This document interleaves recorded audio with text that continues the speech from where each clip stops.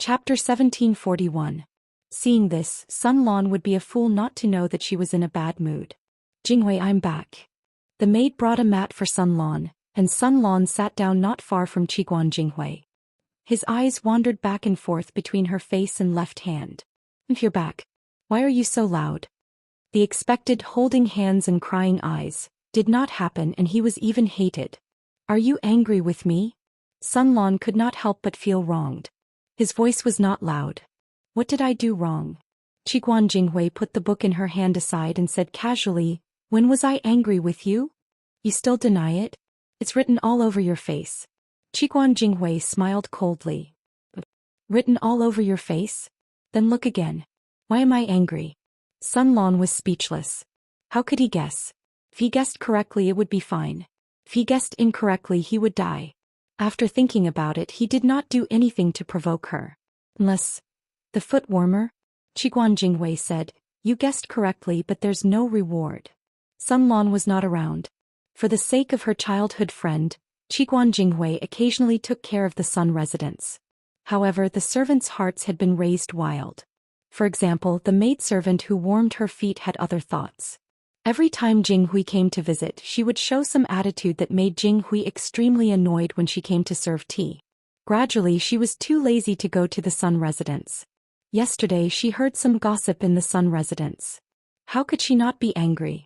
Sun Lan breathed a sigh of relief and hurriedly explained, that girl has already been dealt with. I have nothing to do with such a careless girl. He was innocent. Look at his sincere eyes.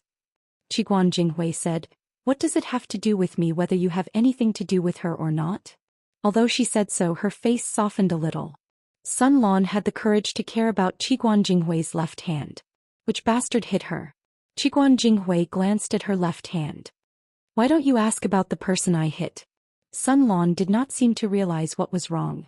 When he heard Mrs. Qiguan say that Jinghui's left hand was broken, he was so worried that he could not think of anything else.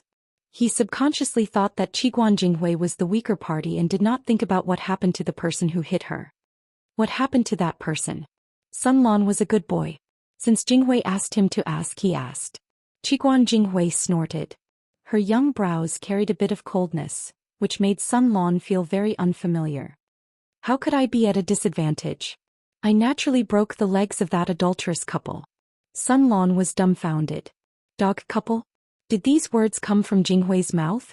Jinghui rolled her eyes and said, what kind of expression is that? An expression of disbelief, Sun Lan answered honestly. The cutie would evolve into a female insect or something. That would be extremely cute. Jinghui stretched out her long legs and found a more comfortable position.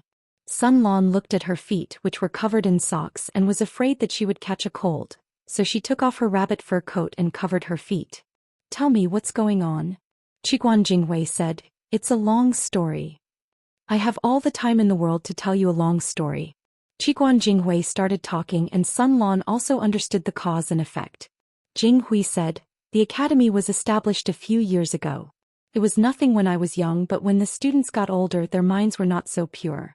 There was a classmate of mine who was 2 years older than me, and then her studies declined a lot and she got pregnant.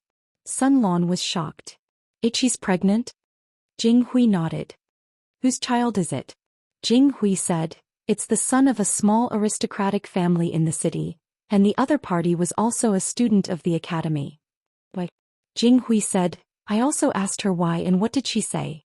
She said that she was born in a poor family, and now that she was of marriageable age, there were no elders in her family to take care of her marriage.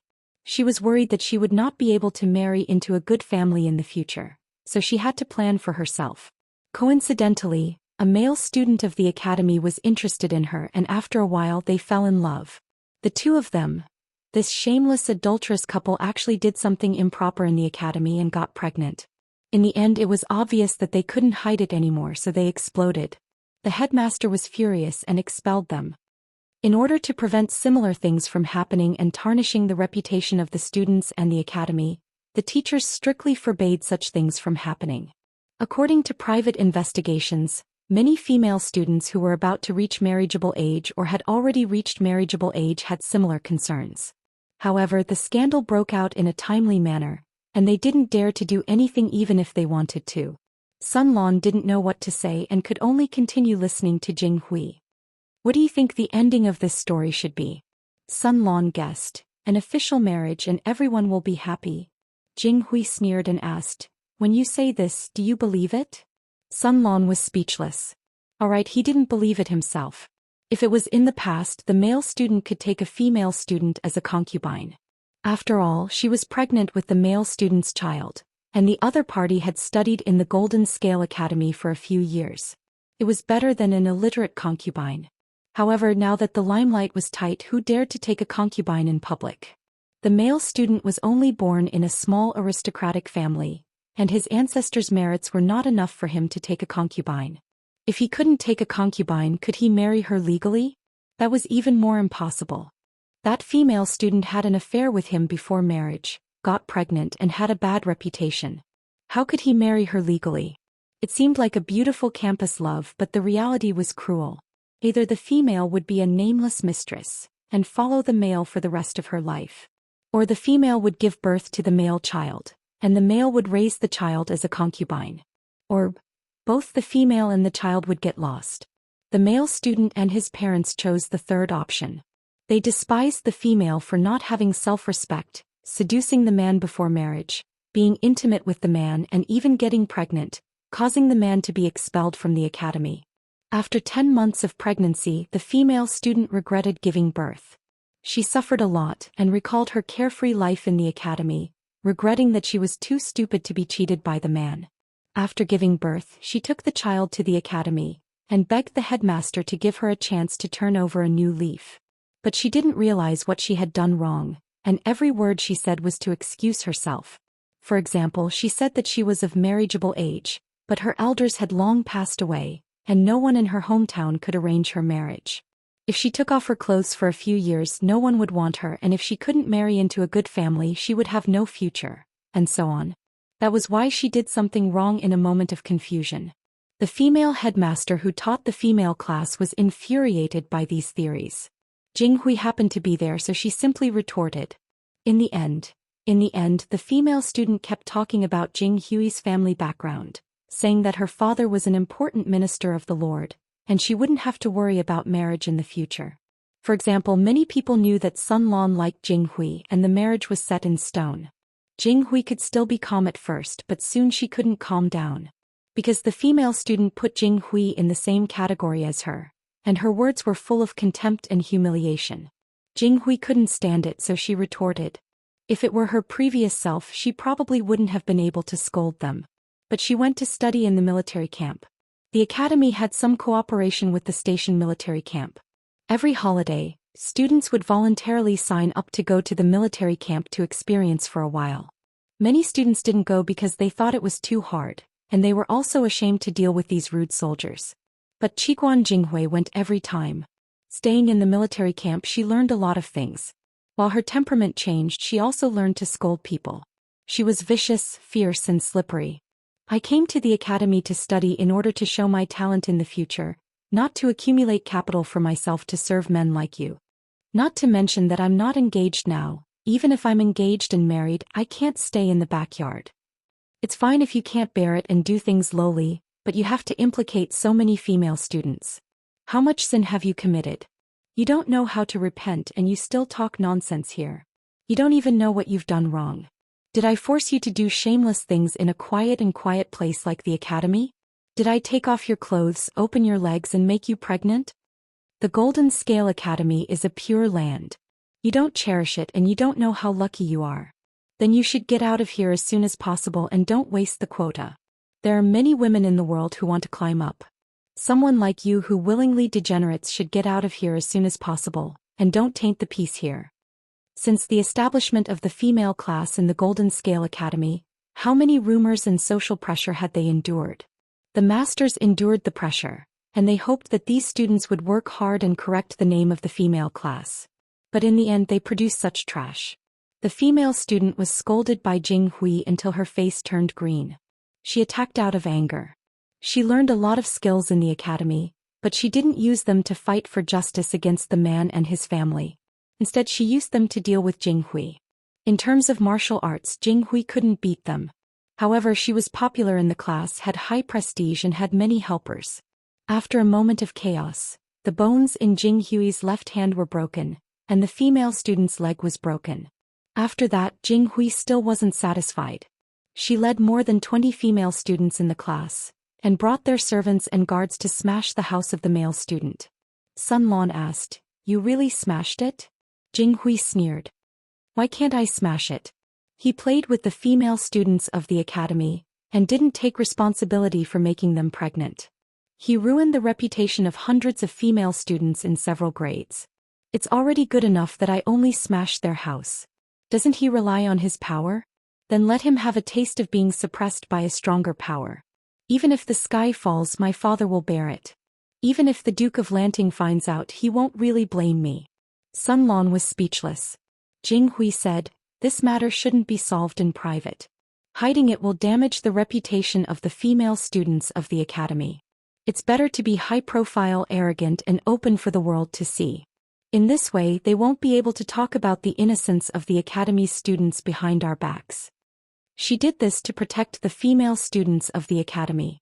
That girl's matter had brought too much damage to the female class of the academy. Those short-sighted people will only hold us back.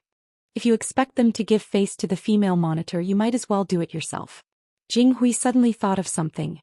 She looked at Sun Lan with a scrutinizing gaze, which made the latter nervous for no reason. "Sun Lan, I'm here. You like me?" Yes.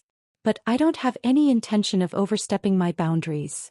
Jing Hui said. "You like me and you want to marry me?" Sun Lan couldn't help but blush. She nodded and said yes. "Yes, but I have a condition." Sun Lan seemed to hear the sound of flowers blooming. That was the sound of her heart bursting with joy.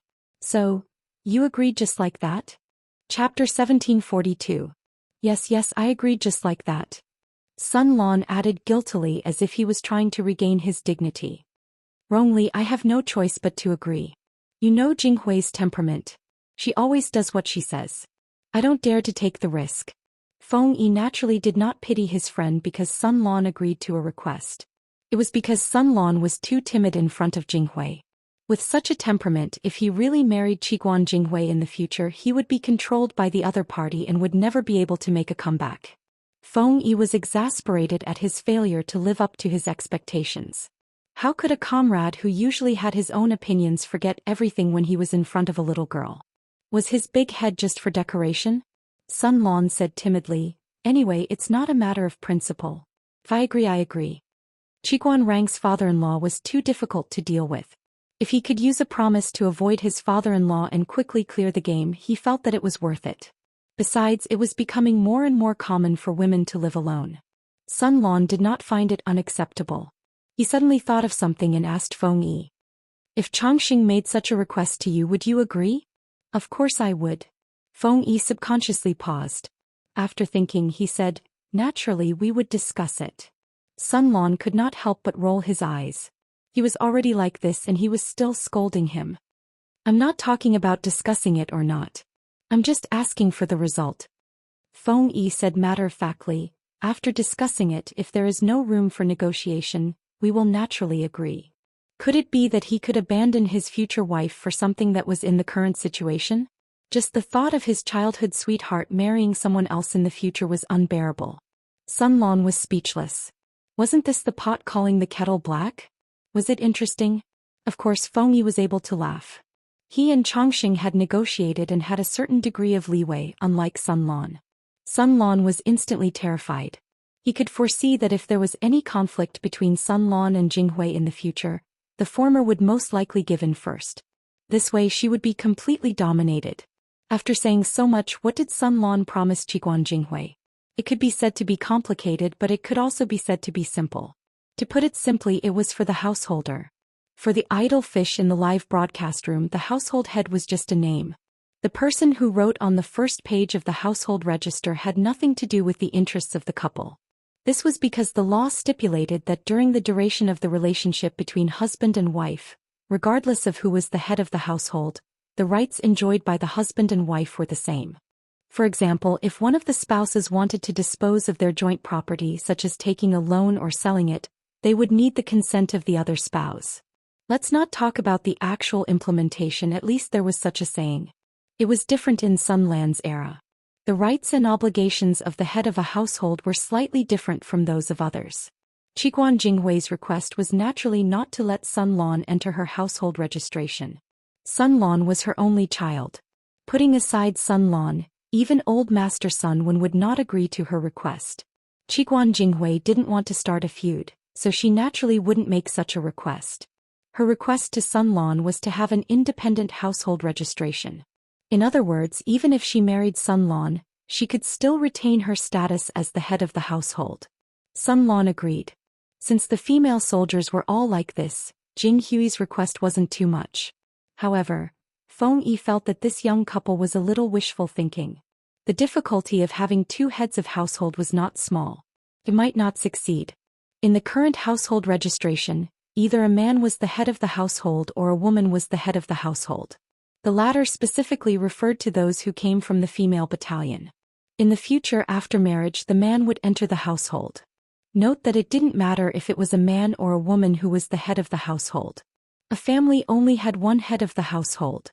Sun Lan and Qiguan Jinghui wanted a household with two heads.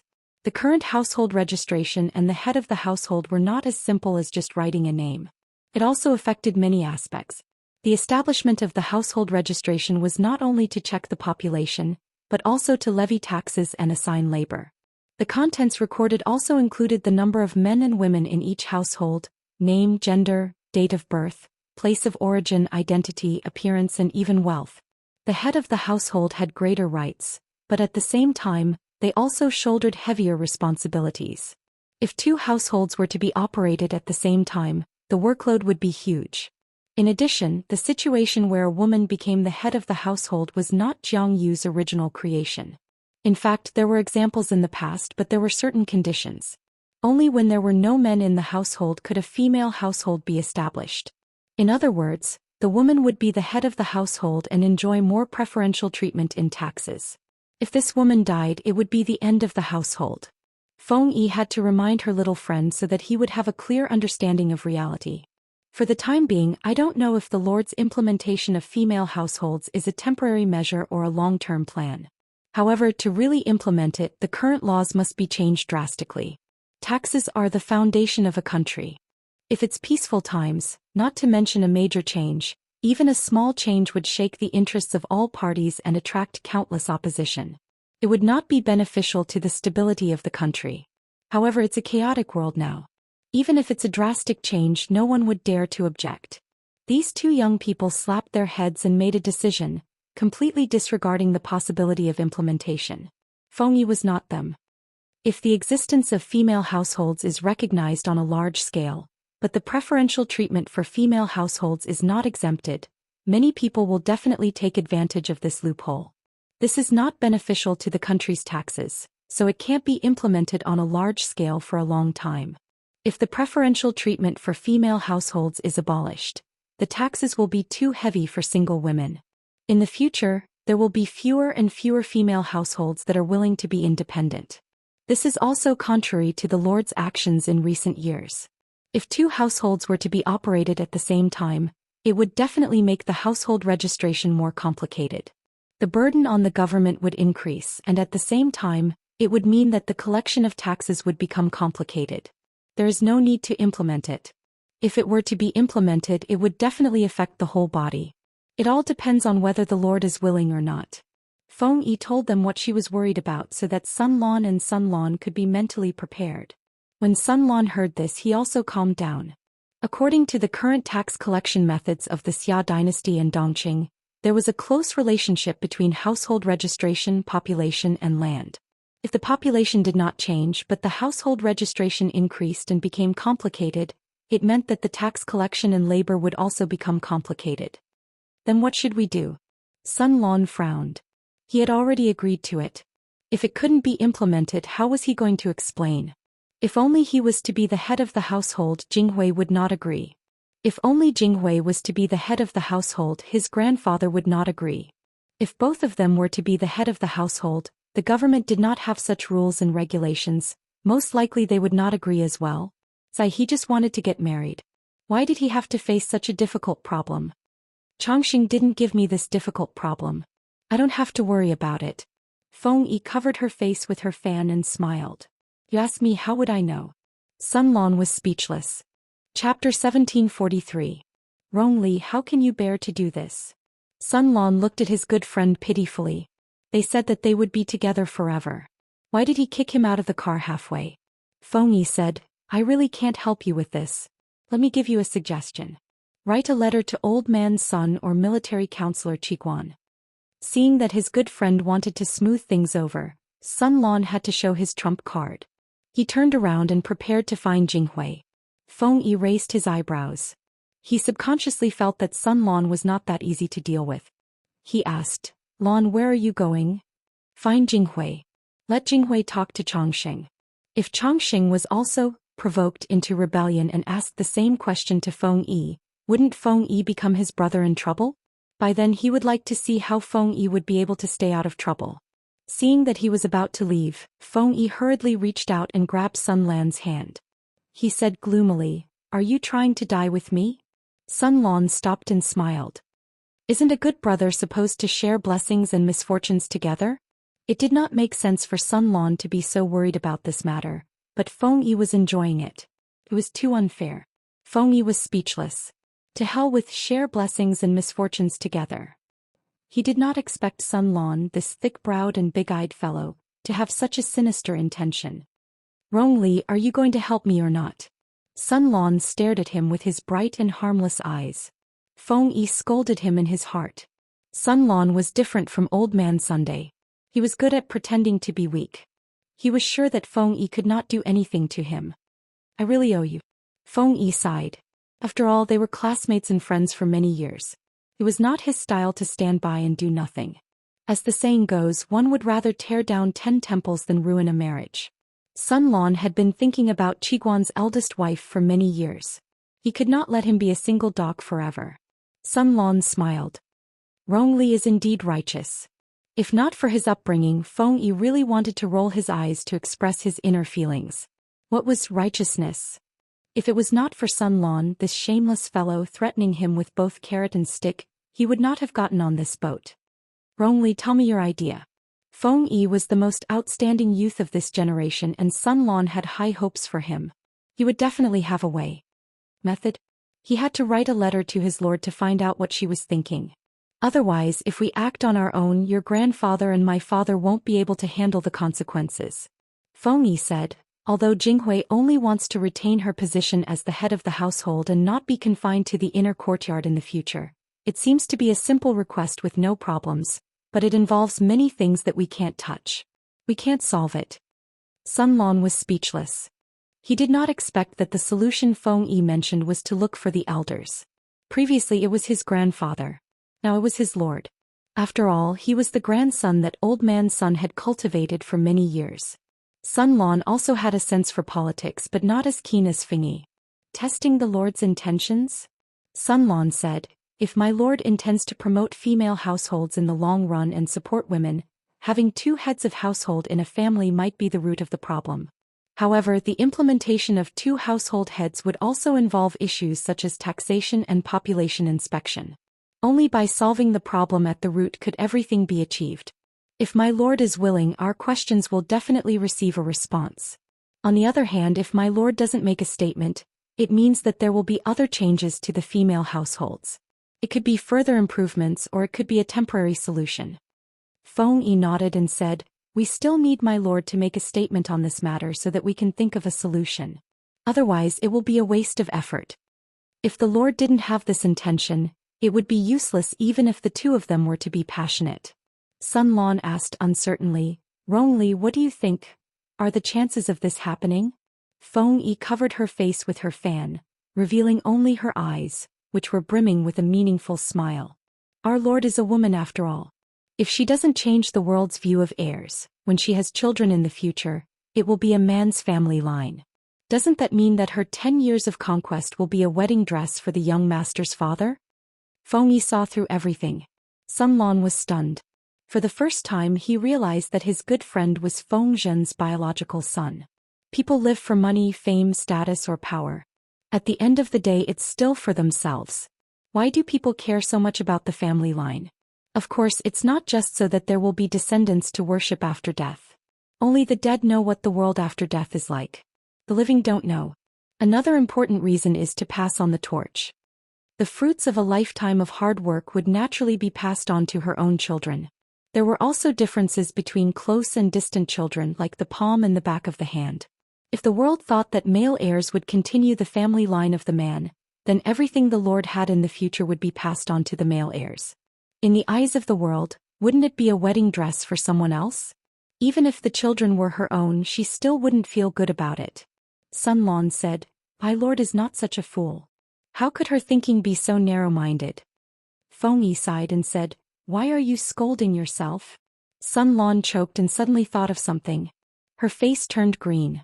Feng Yi said, "This is not the thinking of a fool. It's just the thinking of an ordinary person. It's not narrow-minded. If you only have one daughter in the future and she is destined to marry into someone else's household, then what you have worked so hard for half your life will be taken by your son-in-law through your daughter. Will you feel good? On the other hand, if your daughter is independent and continues the family line, you will feel better after 100 years. Everyone liked to take advantage of others and not be taken advantage of. However, how could the concept of inheritance that had lasted for thousands of years be reversed so easily? Sun Lan said, "So, the possibility of my lord agreeing is very high?" Feng Yi smiled and said, "We will know the result only after we find out." His analysis was probably feasible for ordinary people, but it was not quite right for Jiang Pingji. Even if the result was the same, the analysis process was very different. Because Sun Lan had spoken too confidently, he was a little flustered. He did not dare to look at Jing Hui for fear that she would be disappointed in him. Little did he know. His reaction was within her expectations. Because of their father's generation, Chongqing and Jing Hui were considered bosom buddies. They were very close. It did not take long for her to hear about Jing Hui making things difficult for Sun Lan. She said, "I think this matter is not easy to handle. You are deliberately making things difficult for him." As a student trained by the powerful teachers of the Golden Scale Academy, Jing Hui and Chongqing's innate genes were powerful. Naturally, she would not be bad. She was also clear about the obstacles that would be encountered in implementing a family with two households. "Of course I know it's not easy, but it's also good to let him know that it's not so easy to marry me. The daughter of the Qiguan family is not an ordinary woman in the inner house. If he dares to marry me, he should be mentally prepared. Otherwise, we will quarrel over this in the future. It's better to make it clear from the beginning." Chongqing chewed on the peanut cake and her eyes could not help but turn. In the distance, Feng Yi was together with Sun Lan, thinking about how to write a memorial to Jiang Pingji. He suddenly shivered. He had an ominous feeling. Chapter 1744. To be honest, this was the first time Feng Yi and Jiang Shangrong wrote a memorial to the Lord. They deliberated over every word and sentence, trying to use the simplest language to explain the matter clearly. For this, the two top students of the Golden Scale Academy stayed up all night. They wrote a thick stack of useless drafts, but they could not finalize it. It was not that they had obsessive-compulsive disorder of perfection, nor was it that they did not have enough knowledge. It was just that the more they wrote about it, the more difficult it was for them. However, they had to bite the bullet and write it. That was why they hesitated and wasted a lot of manuscripts. From dusk till dawn, the two of them discussed for several hours before finally finalizing the draft. "I was wondering why my head was a little dizzy. It's already the second day." Sun Lan walked to the window and opened it. The golden morning light poured through the gap and shrouded them, as if they were wearing a thin layer of golden gauze. Feng Yi's eyes were used to the darkness and candlelight. Suddenly being shown by the cold but exceptionally bright morning light, his sore eyeballs could not help but protest. He subconsciously raised his hand to cover his eyes to block the morning light. Only then did he feel much better. "It's getting late. I'll ask someone to prepare warm water to wash up." After washing up, he would catch up on his sleep lest he suddenly died from cultivating all night. Feng Yi slowly got up from the mat. Although he was careful, his mind was a little muddled. His feet were so soft as if he was stepping on cotton. Before he ordered, the servant informed him that the eldest lady of the Feng family and the eldest lady of the Qiguan family had come to visit. "Why is Jinghui here?" Chongqing was understandable because the two families lived very close to each other. Changxing liked to visit Feng Yi to play since he was young. However, Jinghui could not understand. The relationship between the two families was not that close. She came to visit early in the morning. Thinking of this, his slow brain finally thought of someone. Feng Yi turned his gaze to Sun Lan, who was immersed in cultivating.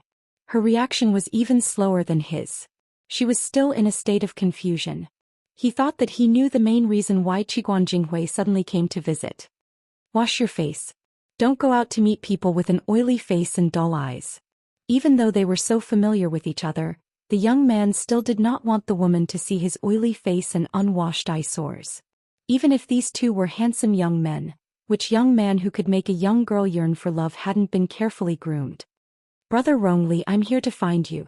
Cheerful voices drifted into the room, dispersing the originally heavy atmosphere, as if injecting vitality into the air.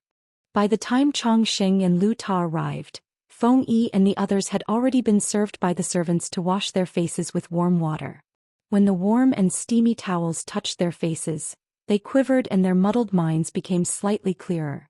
She carefully brushed her teeth twice with dental powder, rinsed her mouth with warm water, combed her long hair again and put on the accessories on her waist.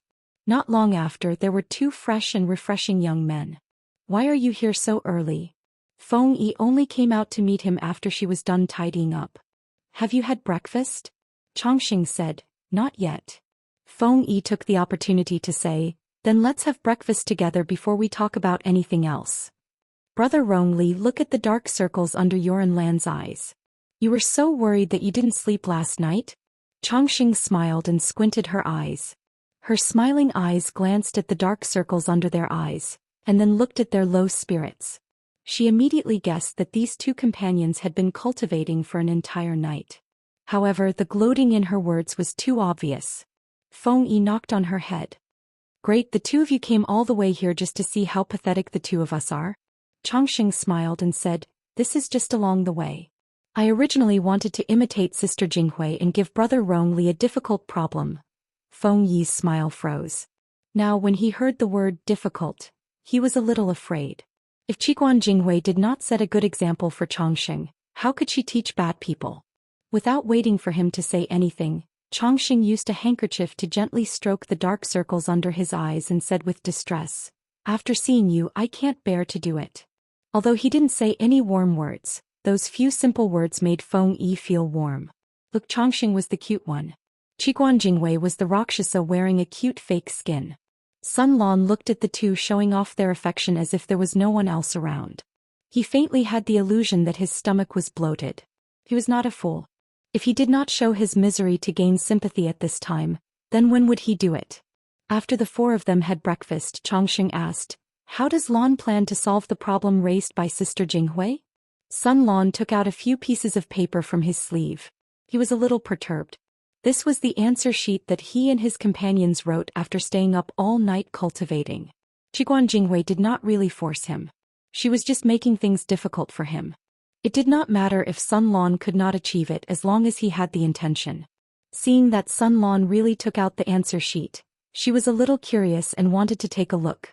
She did not know how many points the two scholars in front of her could produce after a night of painstaking effort. Changxing also came over to take a look. The two were originally smiling, but the more they read, the more serious their gazes became. At the end, Changxing said, no. Jinghui folded the few pieces of paper neatly and said, I don't agree either. The Golden Scale Academy taught everything. The teachers paid more attention to the combination of teaching materials and practical matters. The higher the grade, the closer the content was to the real situation. Jinghui and Changxing were not in the same grade, but their grades were among the best in the Golden Scale Academy. They were taught by the great scholars in school, and at home they had their families to give them special attention. It was understandable that they were not excellent. Changxing was born in the Feng family. Her grandfather Feng Ren was one of the big shots in the Golden Scale Academy. It was too easy for her to give them special attention. Qiguan Jinghui's grandfather was the great scholar in Hejian Wei Yuan. Old Master Wei Yuan also moved here to retire, and he could teach his granddaughter at the same time. Even though the two had not really finished their apprenticeship, their political sense was not inferior to Feng Yi's. Because of their family background, they were even more sensitive. After reading the contents of the booklet, they knew what made Fingyi and the others stay up all night. The more they read, the more frightened they were, so they immediately rejected it. Do you know what will happen to you if the contents of the booklet are leaked? Chongqing showed a rare solemn expression. This booklet involves the interests of too many people. Those whose interests are at stake can't touch Duke Lanting, but it's easy for them to touch you. It was not as simple as having two heads of household, there were also suggestions for tax changes. When it comes to taxes, once it's started, it can't be stopped. Just by looking at the first few suggestions for changes, Chongqing knew that if this thing was leaked, it would bring disaster to Sun Lan and the others. Even if they had the protection of their elders, as long as there was such a stain, their future career would be in jeopardy. Jinghui also regretted it. If she had known that Sun Lan would have this idea, she would not have used this to make things difficult for them. It would have been better to use a gentle method to have a good conversation. She knew Sun Lan's temperament, so Qiguan Jinghui was not worried that she would waste her life in the backyard like other women. Chapter 1745. Sun Lan said, I've discussed it with Rongli. This matter involves a lot of people. It's not convenient to do it openly, so we can only do it secretly. If it was done openly, there would be many people who would come into contact with this booklet. The news could not be hidden. If it was in the form of a secret booklet, the contents could only be seen by the trusted ministers and the Lord. Compared to the former, the latter was much more confidential. Chongqing couldn't help but frown. If it's just for Sister Jinghui's test, you don't have to do this. If it was not good enough, they would make countless enemies, but they might lose their lives. Fengyi said, at first it was because of this. But after the secret booklet was written, I realized the meaning was more than that. Chongqing was a little anxious, but she still restrained herself and listened to Fengyi's explanation. Fengyi said, I remember before Lan and I followed the army, the topic of the last lesson taught by the headmaster of the academy was the cause of troubled times. The headmaster asked us to explore the root cause of troubled times. If I remember correctly, the headmaster even compiled it into a book. Chongqing nodded. She was also a senior student, and the content of her studies was more relevant to current politics. She had also taken similar courses. Fengyi continued, I remember that many of my classmates said that the royal family was greedy for the desolate silver, and that it was their fault that caused the world to be in chaos. Some said that the officials were in cahoots with each other, causing the common people to suffer. Some even said that natural and man-made disasters occurred frequently, causing the common people to turn into mobs. Dongqing was like this, Nanqing was like this, but is the answer to this question so shallow and simple? Chongqing said, of course not. These are only part of the reason but not the main reason. Coincidentally, Chongqing had taken the same course a while ago. She asked her grandfather for special tutoring and learned a lot from this wise old man. What caused a country's destruction could not be a local factor, but something related to the whole. Fengyi said, I think so too. After entering the military camp, I consulted a few military counselors and had a different opinion.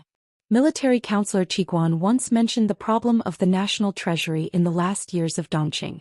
The royal family's desire for grandiose achievements and misappropriation of military supplies was a problem, but it could not hide the fact that the national treasury's revenue had been decreasing year after year. This money was not enough to satisfy the royal family's extravagance. How could there be extra money to equip the military supplies? The problem was, according to the most recent census, before Dongqing was destroyed, the population did not decrease but increased. However, the tax revenue of the national treasury did not increase but decreased. Which part of this place was the problem? Just because someone embezzled tax money and filled their own pockets? How could it be so simple? Chongqing said, Brother Rongli, it's not that we haven't thought about it, but no one dares to make a move. Chongqing had naturally thought about what Fengyi said. Under her grandfather's guidance, she also analyzed a lot of the content. Even if his understanding wasn't as deep as Fengyi's, his general direction was correct. Because the 5 kingdoms were all split from the Great Xia dynasty, the tax and labor system of each kingdom was similar, only the details were different. The so-called tax was levied on the land, while the labor was levied on the heads of people. Could be material objects or manpower. For example, Dongqing's tax and corvée system was rather complicated. On the whole, it still followed the template of the Xia dynasty. Not only were there many programs for young adults to serve, but they were also very strict. If they didn't want to serve, They had to pay a certain amount of money and rations according to the number of people. Even if they didn't want to serve, they still had to pay a certain amount of tax. There weren't that many types of taxes, but it was still very deceptive. The land tax was based on a certain percentage of the average output of the occupied land. What did it mean to occupy land? The average area of the land occupied by a family. For example, Father Ma had 1 billion yuan and poor A had 0 yuan. The average savings of the two were 500 million yuan. It was even easier to understand the percentage of the output per mu. The government would take 50% of the output per mu. This percentage was considered low. There was a period of time when the percentage was even up to 80%. In other words, the government would take 50% to 80% of the harvest of a farmer's hard work for a year. The remaining 20% would be given to the people. This 20% had to be deducted from the family's head tax and other miscellaneous taxes. This little amount of rice was not even enough to fill their stomachs, not to mention handing it over to the government to exempt them from the heavy labor. If the labor was levied on your family, then you had to obediently hand over the people.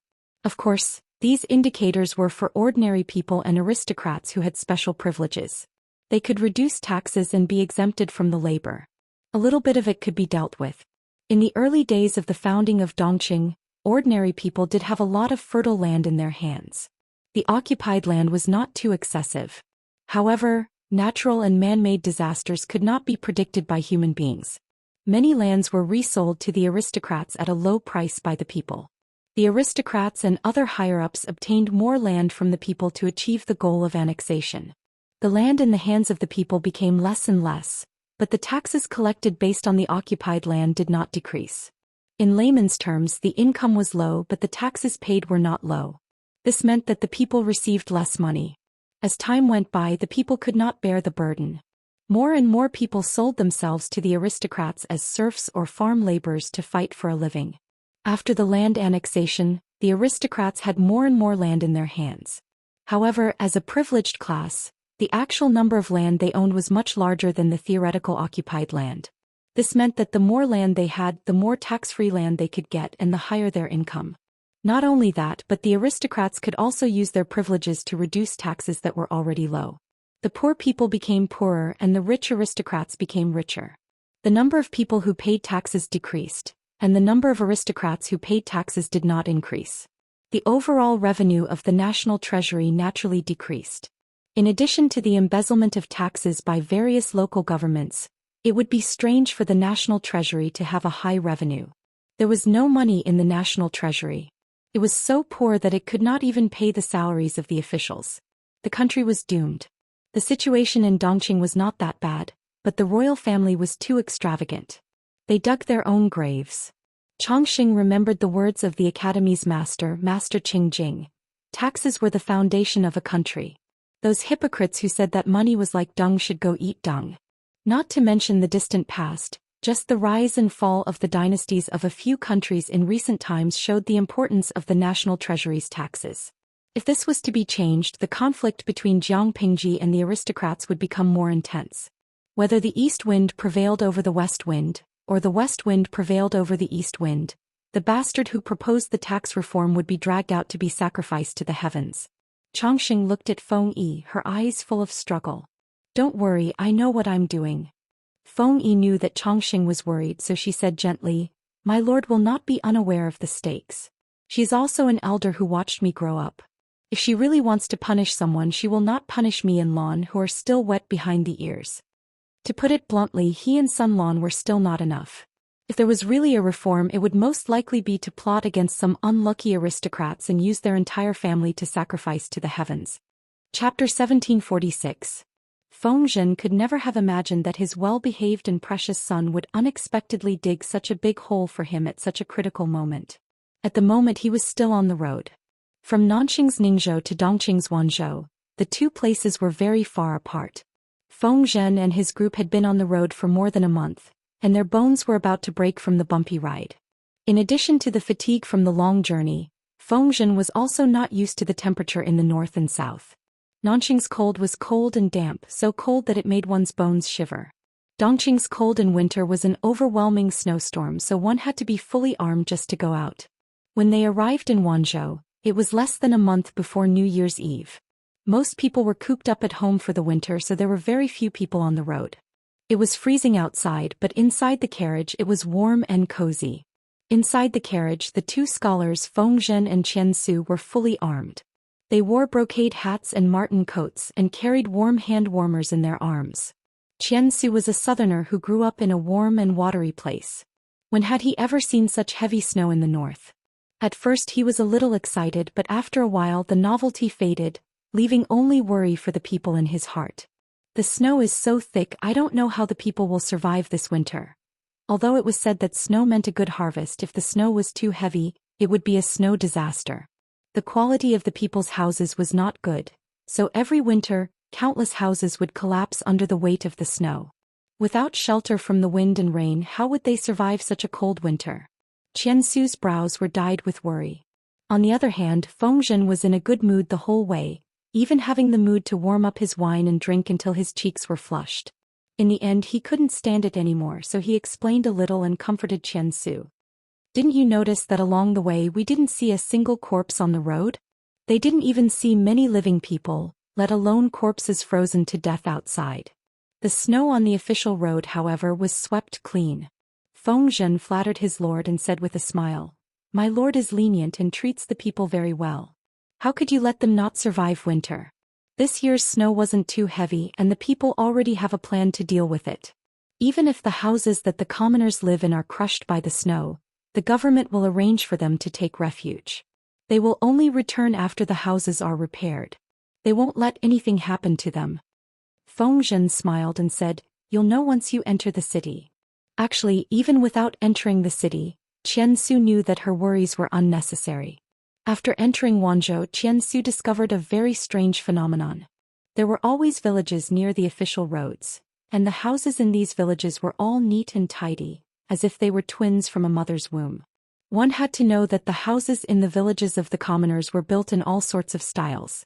Not only were they ugly and of poor quality, but their locations were also messy. However, these villages were different. They were neat and tidy and it was comfortable to look at them. Not only that, but he also saw people climbing up to the roofs to clear the snow. The distance was a little far, so he couldn't see the appearance of the commoners clearly.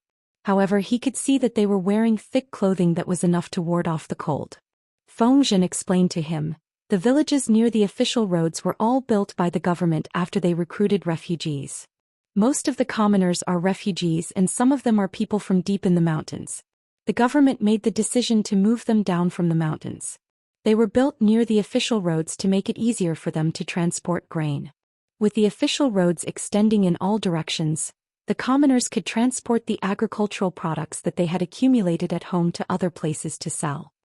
This place wasn't far from the mountains and there were farmlands that the commoners could cultivate and be self-sufficient here. Of course, the maintenance of the official roads was also undertaken by these villages in turn. For example, when there was snow in winter, each village would be responsible for clearing a section of the road. After the winter, the government would allocate a certain amount of money, grain, or various kinds of spring planting to the commoners in these villages. Qianxia said, "It's hard to leave their homeland. Would they be willing to leave the place where their ancestors have lived for generations?" At first there were indeed some commoners who weren't willing. They even suspected that there was some conspiracy behind it, Feng Zhen said with a smile. Dongqing has also experienced many years of war and the commoners have suffered greatly. The government moved them, changed their houses, gifted them with fertile land, spring planting, farm tools and cattle. Who would really cling to their old place and refuse to move? As long as some people in a village become rich, the others will be moved no matter how stubborn they are. Our Lord has a kind heart and these commoners aren't ungrateful. Apart from a few trusted subordinates, no one knew of Jiang Yu. Ji was playing a big game of chess. After hearing this, Qianxia agreed with Feng Zhen's explanation. Ji was indeed a kind and wise ruler. He had expended so much manpower, resources and money just to let the commoners live a good life and live in good houses. It was truly rare. Many feudal lords only knew how to develop themselves and squeeze more capital from the commoners to fight for the world.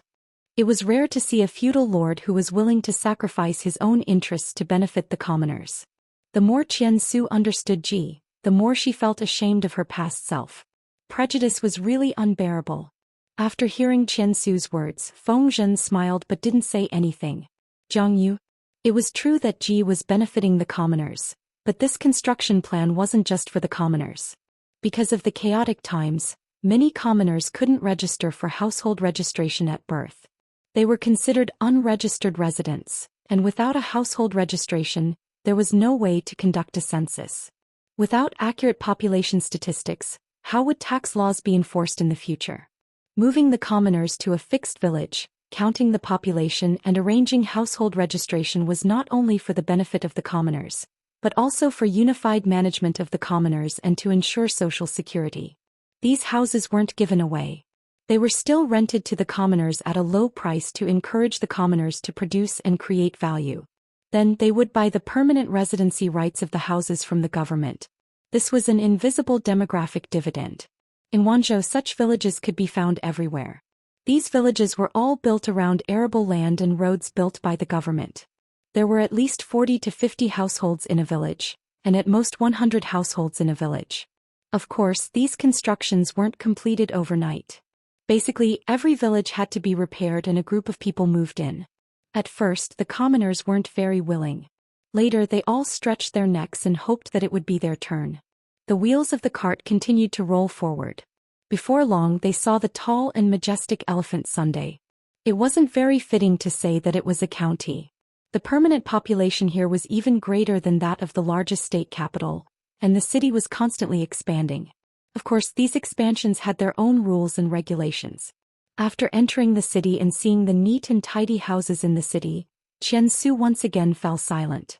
If he knew that there was a word in this world called obsessive-compulsive disorder, he would probably understand how he felt. Whether it was village construction or city construction, was the person in charge's obsessive-compulsive disorder at an incurable late stage. The houses had to be neat and uniform and the decorations on the eaves had to be exactly the same. There couldn't be a single difference in the architectural specifications. Even the green bricks on the ground had to follow a certain pattern. Because Jiang Ji had recommended the method of making green bricks at the Huangshui conference, many of the feudal vassals had gone back and started to work on it. However, they had ended up in a mess and the green bricks weren't very beautiful and neat. But Elephant Sun was different. Chapter 1747. Qian Su's idea wasn't unreasonable. Xiangyang had a set of strict rules and regulations. Even an illiterate person could understand them. The people were illiterate, but after living there for almost a decade, these rules had long been ingrained in their bones, forming a special spiritual outlook. After Qian Su entered the city, she felt like she had accidentally entered a paradise. The layout of Xiangyang was different from other cities. People had their own roads and carriages had their own roads. Therefore, the roads here were exceptionally wide, enough for 5 carriages to travel side by side. Every 500 steps, there was a wooden barrel that was half the height of a person standing on the side of the road. From time to time, people would throw something into it. The streets were spacious, clean, and orderly.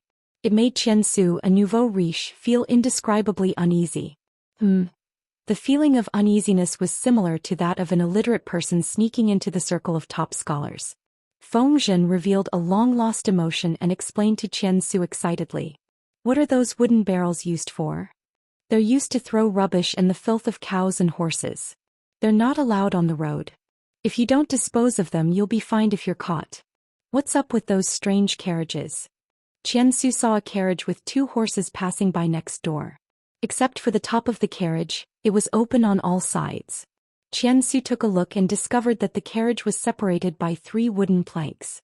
There were 6 bearded stools and 6 fairly clean-dressed ordinary people were sitting inside. Feng Zhen took a look and said, "It's a public carriage from the Carriage and Horses Company." According to the ancient system, 1 carriage for the commoners, 2 for the scholars, 3 for the officials, 4 for the officials, 5 for the feudal lords and 6 for the emperor. Qian Su's brows furrowed. She said unhappily, "Judging by their attire, they're obviously commoners. How are they qualified?" "That's true, but 1 horse can't pull 6 people," Feng Zhen said. At first, there were indeed scholars who objected, but with the Lord's personality, she's always amenable to coaxing but not coercion. The Carriage and Horses Company is also beneficial to the people. What's wrong with 2 horses? Xiangyang was getting bigger and bigger. There were more and more people living here. The north, south, east and west were separated by a long distance. In order to accommodate the old warhorses, Jiang Pingji set up a carriage and horses company. She let the horses pull the carriages.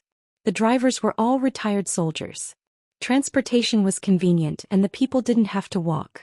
One only needed to pay a certain fee to get on the bus. Ordinary families could afford it.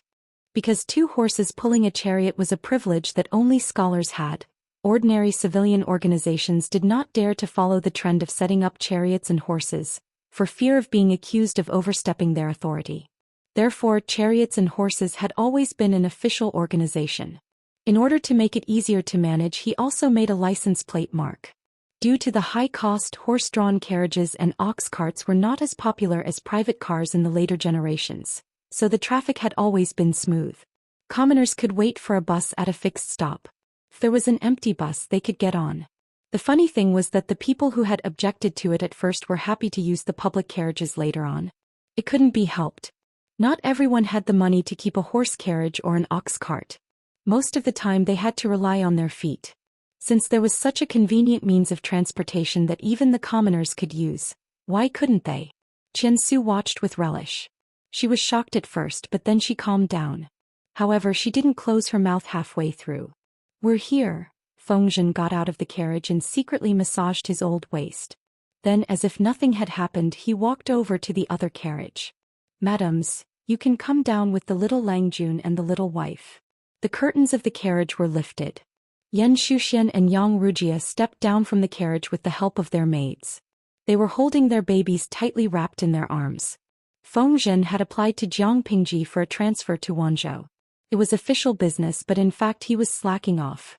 Jiang Pingji couldn't bear to see him so happy, so she assigned him the task of escorting Yang Tao and Yanlin's wife.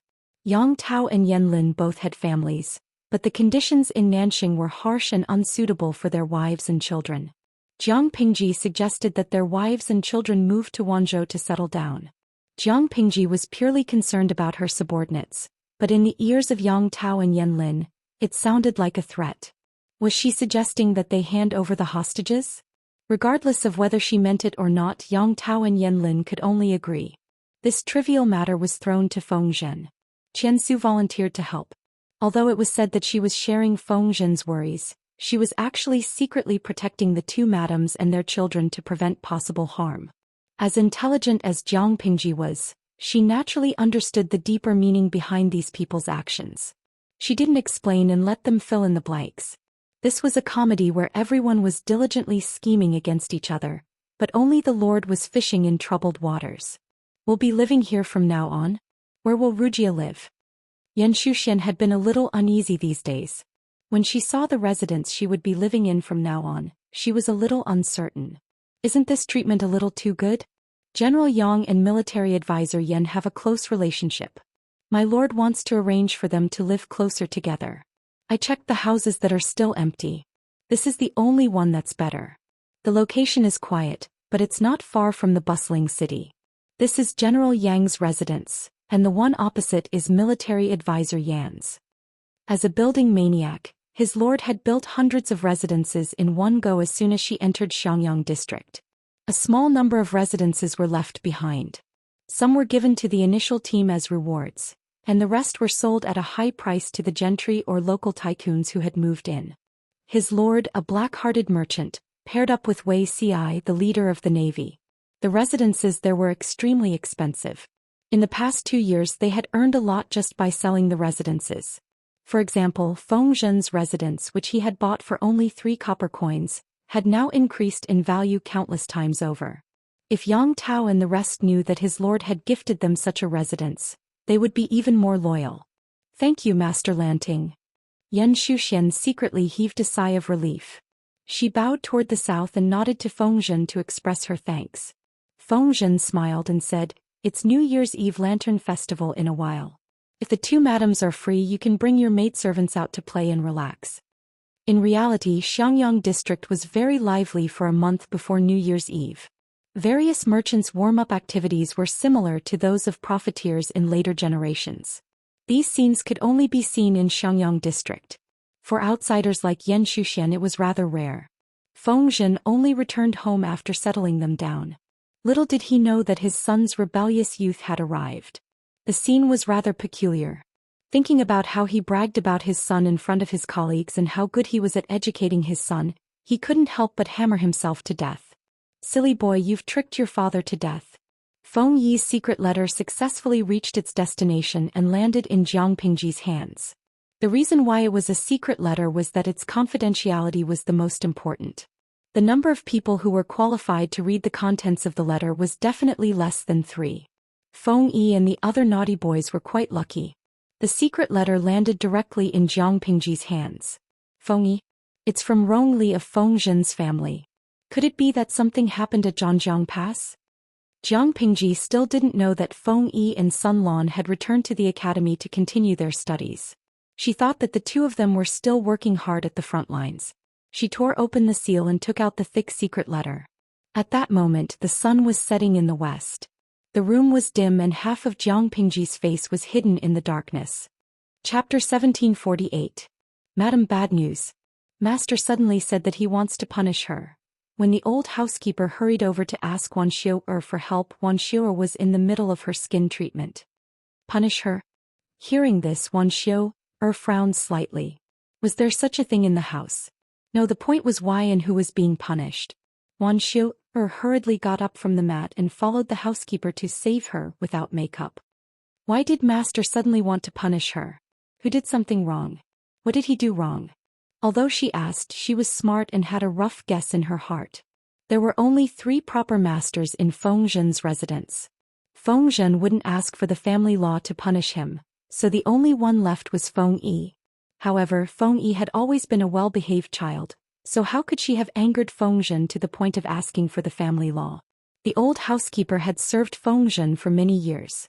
As a servant, he wouldn't interfere with Feng Zhen's education without permission. The fact that he came to her in such a hurry showed that this matter was unusual. Wan Xiu frowned and walked like the wind. She couldn't care less about her appearance. The old housekeeper said with a pale face, I don't know what happened either. I only know that eldest Lang Jun said something to Master. Master suddenly flew into a rage. Not only did he want to punish eldest Lang Jun, but he also said that he would personally whip eldest Lang Jun to prevent him from causing trouble again. Wan Xiu was shocked. 'Cause a great calamity? This crime could have been committed on anyone, but he had watched Rong Li grow up. As his father, how could he not know Rong Li's temperament? He didn't ask for the reason and said such harsh words without distinguishing between right and wrong. Is Ziji crazy? Wan Xiu's words were reasonable and resonated with the old housekeeper. Indeed, eldest Lang Jun was a good seedling that everyone had watched grow up. These days he had been studying hard, going to school and working hard. He did not have the slightest air of a playboy. He had also kept himself clean and never fooled around with those wastrels. His peers were already in the brothels of New Lu, but eldest Lang Jun didn't even have a maid to serve him. If he didn't whore, gamble or drink, where else could he find such a worry-free son of an official? The old housekeeper was also puzzled.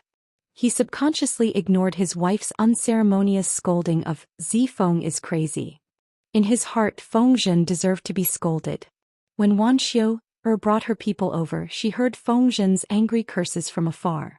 Unfilial son, are you trying to anger your father to death? Look at what you've done. How dare you do something that will bring disaster to your entire family? Feng Zhen heard the commotion and thought that the old housekeeper had called for the family discipline.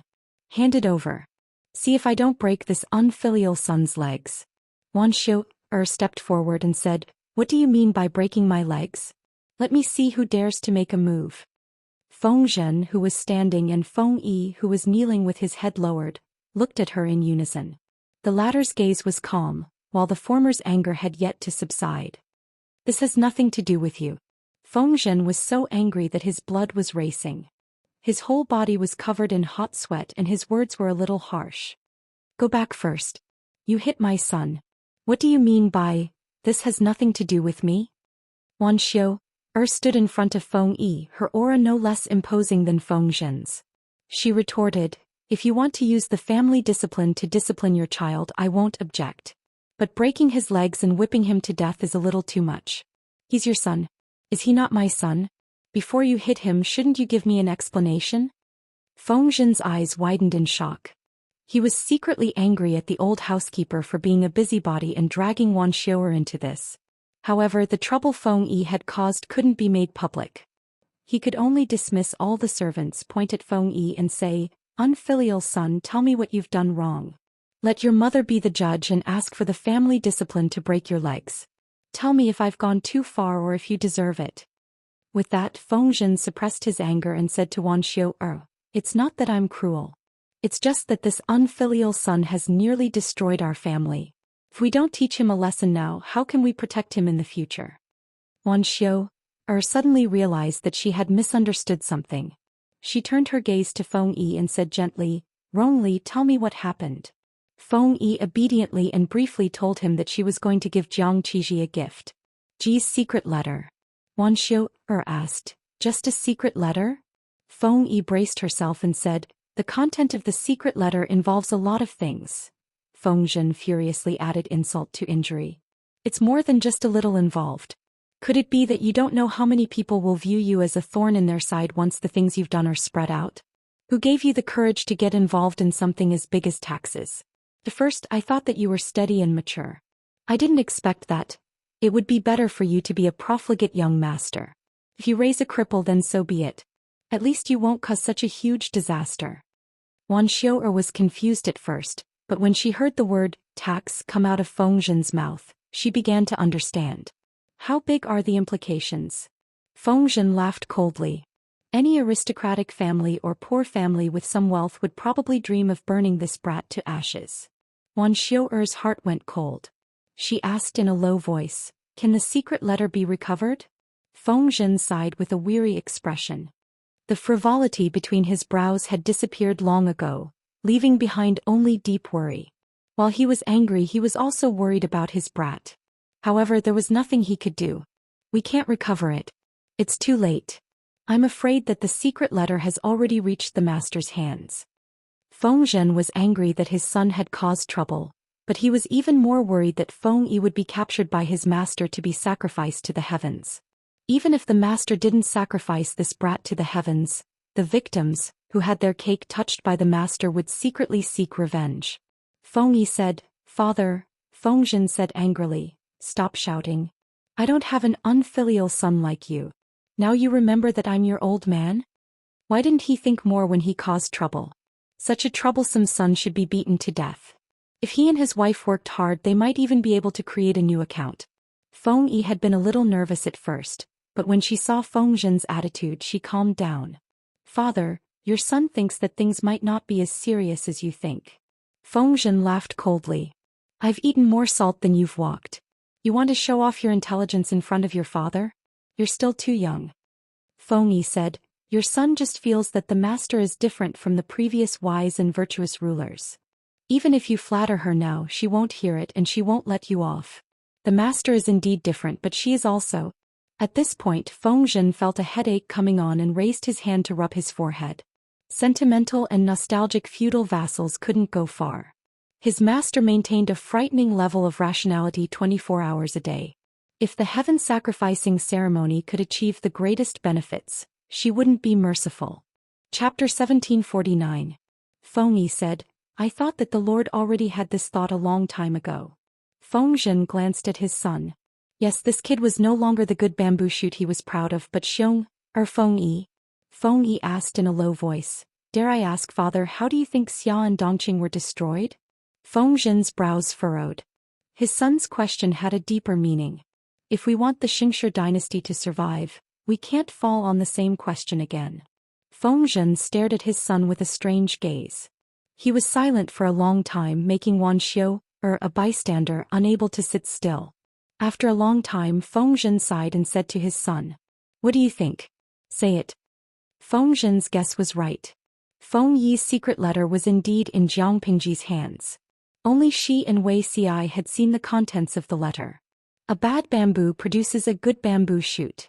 What good things did Feng Zhen do in his past life to have such a son? Wei Xi carefully folded the secret letter, brought over an oil lamp and lit it.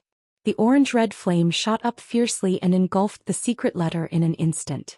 Wen Zheng and Huayu's eldest wife are also impressive. Given time, they will definitely have a place in the imperial court. Zhang Pingji smiled. This also shows that the Golden Scale Academy's education is successful. Feng Yi's children are the best proof. Under the relatively open education model of the Golden Scale Academy, the students' horizons were broader than expected. They could vaguely understand the meaning of Zhang Pingji's chess game. Of course, it was due to their talent, but the education they received also played a big role. Wuxia said, "My lord, is it really like what Feng Yi and the others said?" Zhang Pingji said, "These children, they are still young. Their bold guess is only 30% correct." Due to the limitations of the era, very few scholars dared to blame the destruction of a country on issues such as taxes, gentry and land annexation. Why? Because most scholars were of noble birth. When they questioned these issues, they were also denying their social status and harming their own interests. Feng Yi and the others were able to jump out of the fence. This kind of awareness was rare. Wuxia said, "How does my lord intend to respond?" Zhang Pingji smiled. "Grant them marriage. Just let them know." She had spent so many years plotting, now was not the time to bare her fangs. This was because the trap she had set up was challenging the class of interests that had been deeply rooted for hundreds of years. It concerned the interests and fates of too many people. What was the root cause of the destruction of Xia Kingdom and Dongqing Kingdom? The distribution of benefits among different classes was uneven. With the fewest people hogging 99% of the resources, how could society not be chaotic? The change of dynasties was nothing more than a shuffle of resources. If Zhang Pingji wanted the future dynasty to last longer and for the people to enjoy more peace, she had to work hard to distribute the resources more evenly. If it was divided evenly, it meant that the guy who had 99% of the resources would have to take out the things in his pocket. No one was a saint. It was impossible for the landowning households to benefit from this. Zhang Pingji wanted to think of a way to slow down the annexation of land. In essence, she was affecting the fundamental interests of this class.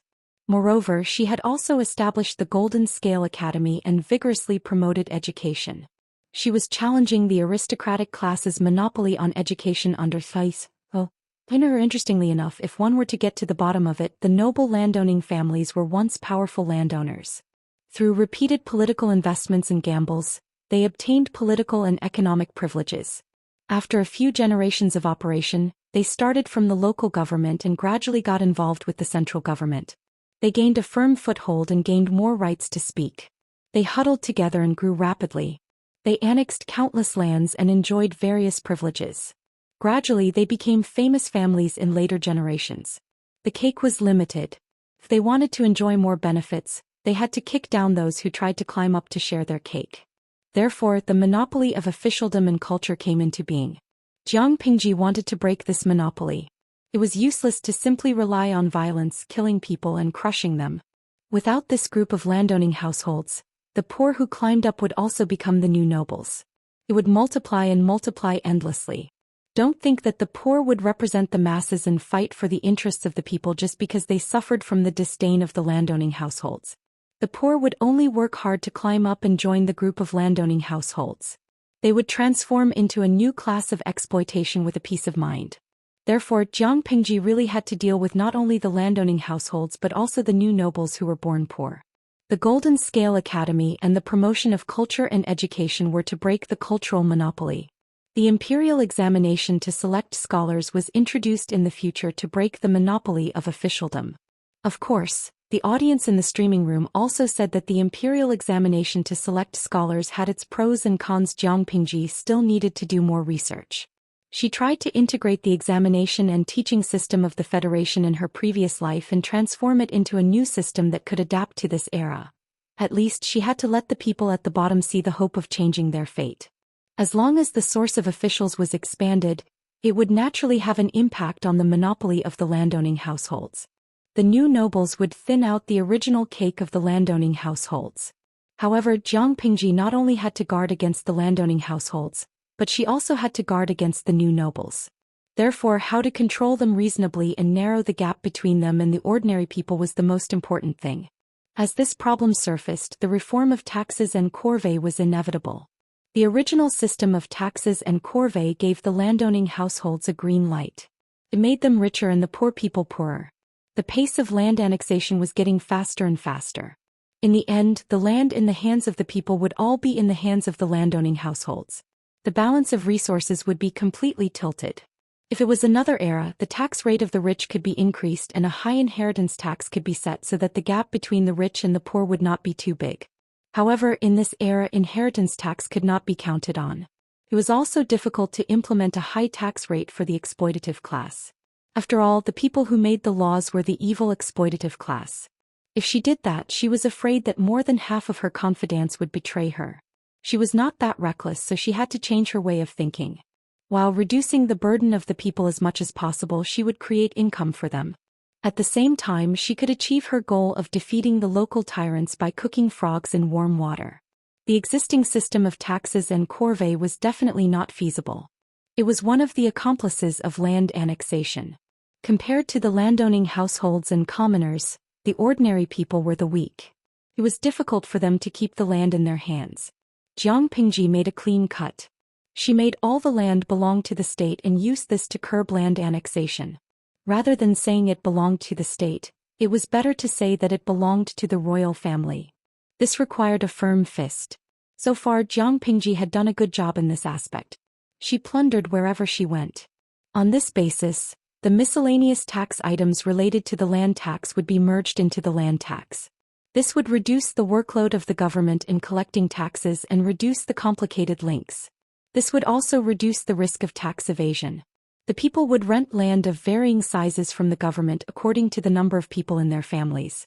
The land tax would be based on the people's annual harvest. The more they farmed, the more they harvested, the more taxes they paid. If this decision were to spread, the landowning households and commoners would collectively explode. Jiang Pingji thought about it and wrote a letter to Feng Zhen. Chapter 1750. Jiang. It would take at least a month for Ji's secret letter to be sent to Wanzhou. By the time the letter arrived, it would be the first month of the new year. Feng Zhen was worried about his naughty son, but it was rare for the family to be together for the new year. He couldn't keep his son locked up. Under Wan Xiao's persuasion, Feng Zhen finally let go of Feng Yi, who had been locked up for 2 days. But he was a petty person. No matter how he thought about it, he was unhappy. His naughty son had made such a big mistake, but he couldn't scold or hit him. It was so frustrating. In the end, Feng Zhen went to the academy's teacher as a parent. He hoped that the teacher in charge of teaching would give Feng Yi more homework. It would be best if he could drown in a sea of questions. Feng Yi was only locked up for 2 days. To outsiders, it was said that he had caught a cold. His character and style were too good, so outsiders didn't think much of it. On the other hand, Chongqing's few insiders were on tenterhooks for 2 days. They saw with their own eyes that Feng Yi's mental state was normal and he was as elegant as usual. They heaved a sigh of relief. Little did they know that a major event that would affect their future was happening.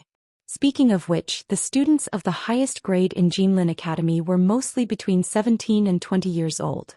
They had been studying in Jinlin Academy for a long time. The students who had been studying for the longest time, such as Feng Yi's batch, had been studying for almost 12 years.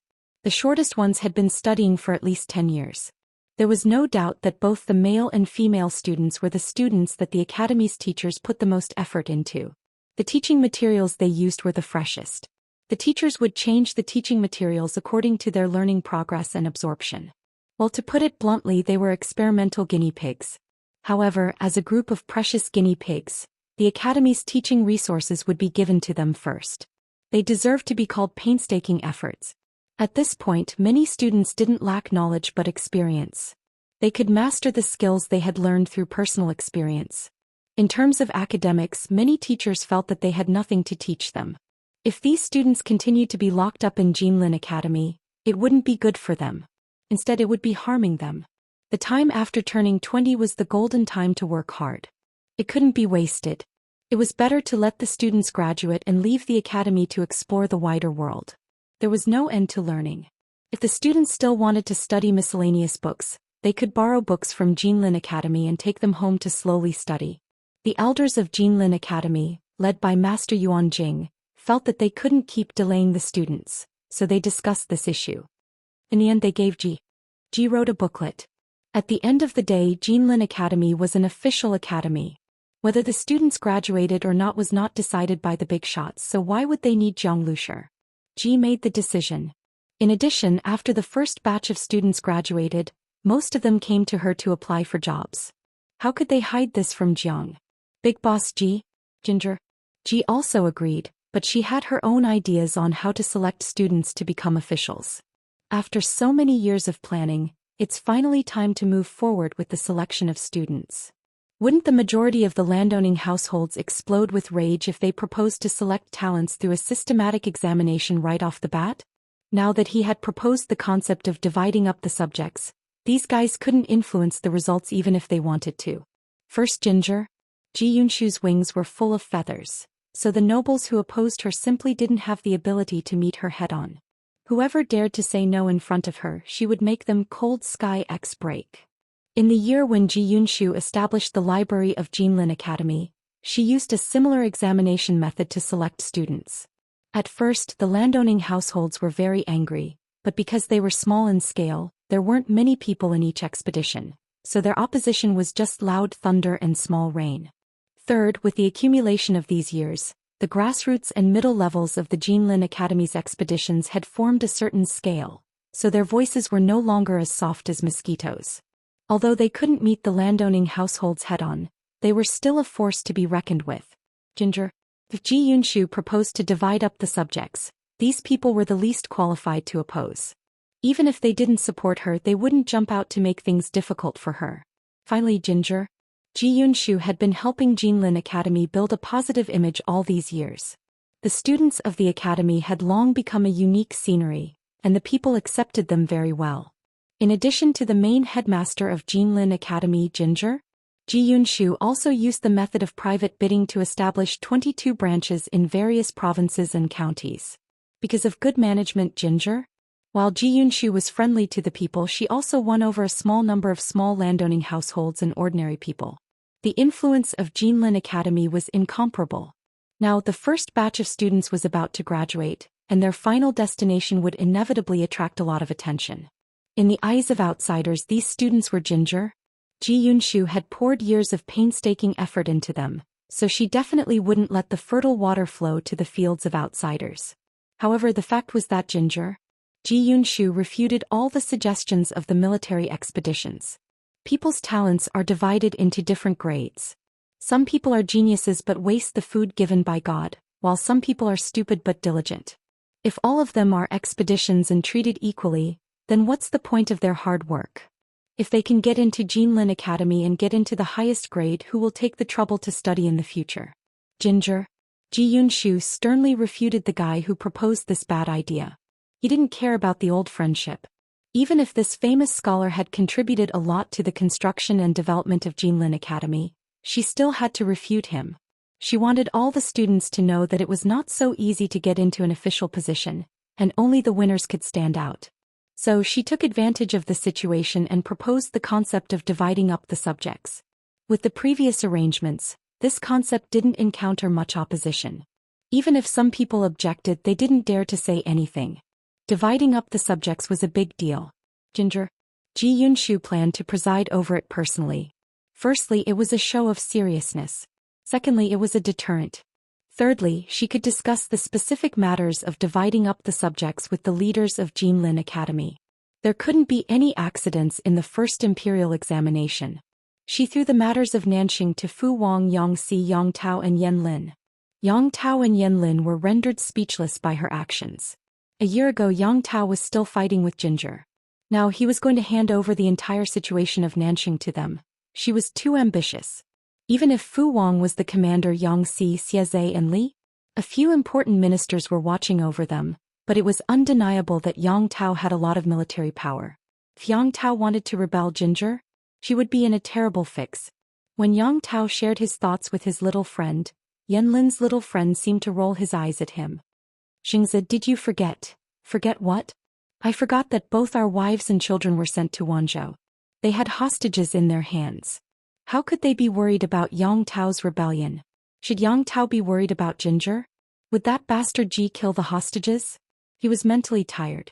Wei Xi also expressed that he was mentally tired. He didn't want to be treated as a pendant by the Lord who took him everywhere.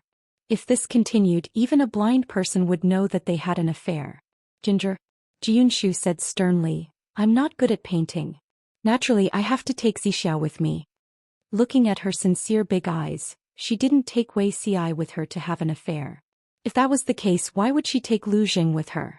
Yes, Lu Zheng and his adopted daughter Kong Xintong were once again the third wheel. Wei Xi hesitated. Could it be that he had been single for too long and his thoughts were impure, so he misunderstood his lord? My lord said that I'm good at painting. Is there something that you want me to do? Ginger. Ji Yunshu rubbed her hands with a smile and warmed Wei Xi's hands with her palm.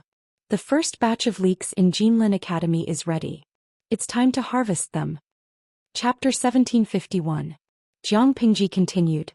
Previously, Master Yuanjing wrote to me and asked for my opinion. He said that the highest-ranking students of the Golden Scale Academy have reached the age of graduation. If they continue to stay in the academy, they will only be wasting their best years. They might even become useless. It's better to let them graduate and go out to explore the world. I think it makes sense. However, graduation is a big event. We have to make it look good. I want to design clothes that are exclusive to the graduating students. The clothes and accessories must have a certain meaning to deepen the student's sense of identity and belonging to the Golden Scale Academy. Apart from that, I also want to make a graduation certificate as proof that they have graduated from the academy. Wei Xi was used to his lord's occasional ideas. He had made graduation clothes and certificates in his previous life. Wei Xi was not surprised at all. However, Wei Xi said, "This matter has a heavy meaning. I think it's better for you to design it yourself." Having been the leader of the Internet Water Army for so many years, Wei Xi's control of people's hearts was as pure as fire. He knew that some casual actions could win people's hearts. The effect was no less than throwing money and being courteous to the wise. He could draw the finished product, but it was best for Jiang Pingji to design it herself. The effect would be the best. Anyway, the students of the Golden Scale Academy had been wearing the school uniform designed by his lord for more than 10 years. The graduation clothes would also be designed by his lord. There was a beginning and an end. Wei Xi knew his lord's aesthetic standards. She would definitely make the students handsome, beautiful, and immortal. Zixia is right. I can design it too. Jiang Pingji thought of the clothes she had seen before and shook her head secretly. They were too ugly. Even if they were designed by the big shots, Jiang Pingji could touch her conscience and say that ugliness was an original sin. She hoped that this batch of students would be handsome, beautiful, and immortal in the annals of history. She wanted future generations to see how good her aesthetic standards were. Being good or bad is temporary, but being handsome and beautiful is forever. At that moment, Jiang Pingji's inspiration came. The men's graduation clothes were mainly robes with a round collar. They did not choose the current popular style because the round collar with narrow sleeves would save more fabric. The female's graduation uniform was based on a high-waisted skirt. The sleeves were also chosen to be narrow and there was an extra top on top. The tip of the skirt was painted with the patterns of mountains, rivers, cranes and pines and bamboos. The Golden Scale Academy's iconic cloud patterns would definitely not be lacking. Of course, Jiang Pingji also added green willow patterns on the cuffs to symbolize the Lu family. But in the center of the vest, there was a cartoonish round face of an iron-eating beast. Wait. Wei Xi was stunned as he watched. Your Highness, I'm afraid this isn't appropriate, Jiang Pingji said. What's wrong? In the future, this iron-eating beast's face will become a new clan tattoo. To allow the students of the Golden Scale Academy to use the clan emblem that only the royal family could use, how glorious was that for the scholars of this era? This would establish the unique position of the Golden Scale Academy, and at the same time, tie it firmly to the royal family. Jiang Pingji never suffered any losses. She was scheming and her tricks were hard to guard against. Wei Xi was speechless. It was one thing to use this iron-eating beast's face as the emblem of the royal family in his previous life, but he was doing it again in this life? The iron-eating beast is a symbol of power. After all, it's a ferocious beast that followed Qiyu in his expeditions. Jiang Pingji's words were pure lies. She took a fancy to the iron-eating beast only because it looked too cute. Wei Xi hesitated and said, "Then your highness, if you tattoo it on the clothes of the students." Someone spouted nonsense righteously and sternly. It means that the scholars who graduate will be loyal to the emperor and the country. They will follow Qiyu like a ferocious beast and will be the pillar of the country. In addition, on this day, they are allowed to wear clothes with the royal family emblem, which further symbolizes that they are the disciples of the emperor. Wuxia was speechless. I almost believed your words. He realized that even though he had been reborn, his ability to lie through his teeth was still inferior to his lord's. Under Jiang Pingji's strong arguments, she retained her opinion, but the accessories such as hair accessories and waist accessories were made by Wuxia. He was really worried that his lord would make other messy things. Lu Zheng and his daughter smiled and did not say anything. On the way to Wanzhou, Lu Zheng picked up his wife and son along the way. Wait, haven't you been single until now? When did he stop being single? Because the two lives were different, Wuxia could not guarantee that Lu Zheng's family had not been destroyed by the butterfly's wings. These days Lu Zheng had been alone and there was no mistress in the manor. Wuxia thought that Lu Zheng was still a single middle-aged man. Lu Zheng said coldly, "Getting married and having children is an important matter related to the continuation of the family line. Apart from you, who else in the world is still single at this age?" Wuxia was speechless. He took an arrow to the knee under and quickly added insult to injury and sneered, "Oh, my lord too." She did not give him a single young lord. There was no young lord at all. It was better to bury this couple. Jiang Pingji, who had been urged to get married all these years, continued to be indifferent. Wuxia also pretended to be deaf and mute. Lu Zheng successfully picked up his wife and son. The couple had been separated for a long time. At this time they had endless things to talk about. They directly left their annoying son to Kong Xintong to take care of. Because the journey to Wanzhou was too far, they would have to spend the New Year's Eve on the way. As the new year was approaching, the teachers in the academy were not as strict with the students' education as usual. The students in the lower grades continued to review the old and learn new things, while the students in the upper grades focused on self-study and discussion. Feng Yi always came to the classroom early. His diligence made the other students in the elite class sigh in admiration. Feng Yi was so hardworking because he felt that he could not keep up with his classmates since he had been suspended from school with the army for 2 years. He needed to work harder. The other students did not want to be overshadowed by Feng Yi, so they put in more effort. For a while, the atmosphere of studiousness was set off in the class, which made the teachers feel gratified.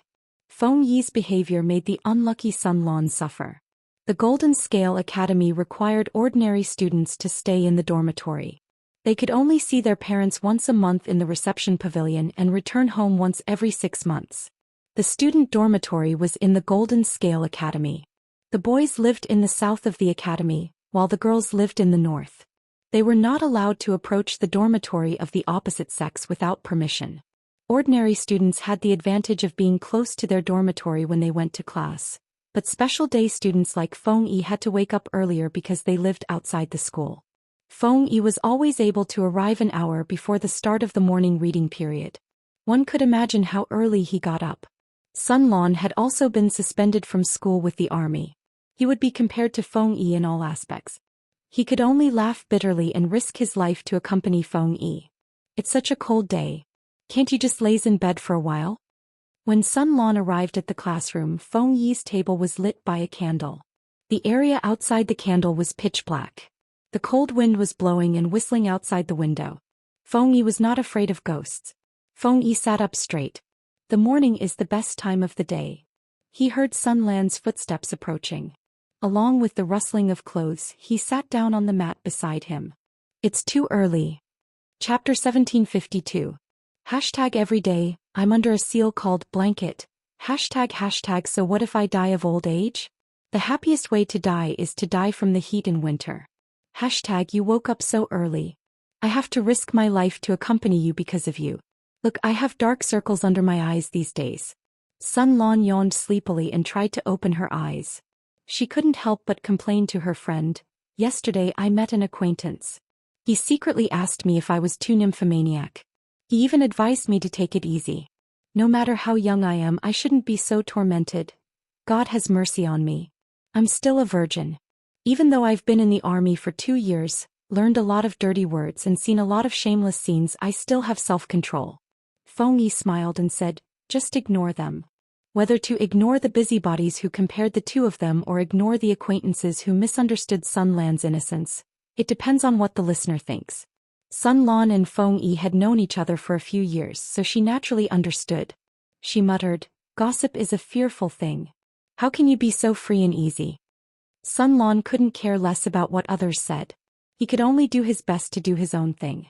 Looking at the dark sky outside, Sun Lan rubbed her hungry belly and took out a bun wrapped in a handkerchief from her sleeve. As soon as she opened it, a burst of steam and fragrance came out. Sun Lan took the thermos cup that contained thick meat soup from her waist. This thing was made by her lord. There were 4 layers in total. The innermost layer was made of porcelain, the second layer was made of copper, the third layer was also porcelain, and the fourth layer was made of bamboo to prevent falling. The inner layer could be tightened with a lid to prevent the soup from spilling out, and the outer layer had a bamboo cover. This thing had a thermal function, so it was quite convenient to use. "You woke up so early. Have you eaten breakfast?" Feng Yi turned a page and said, "Not yet."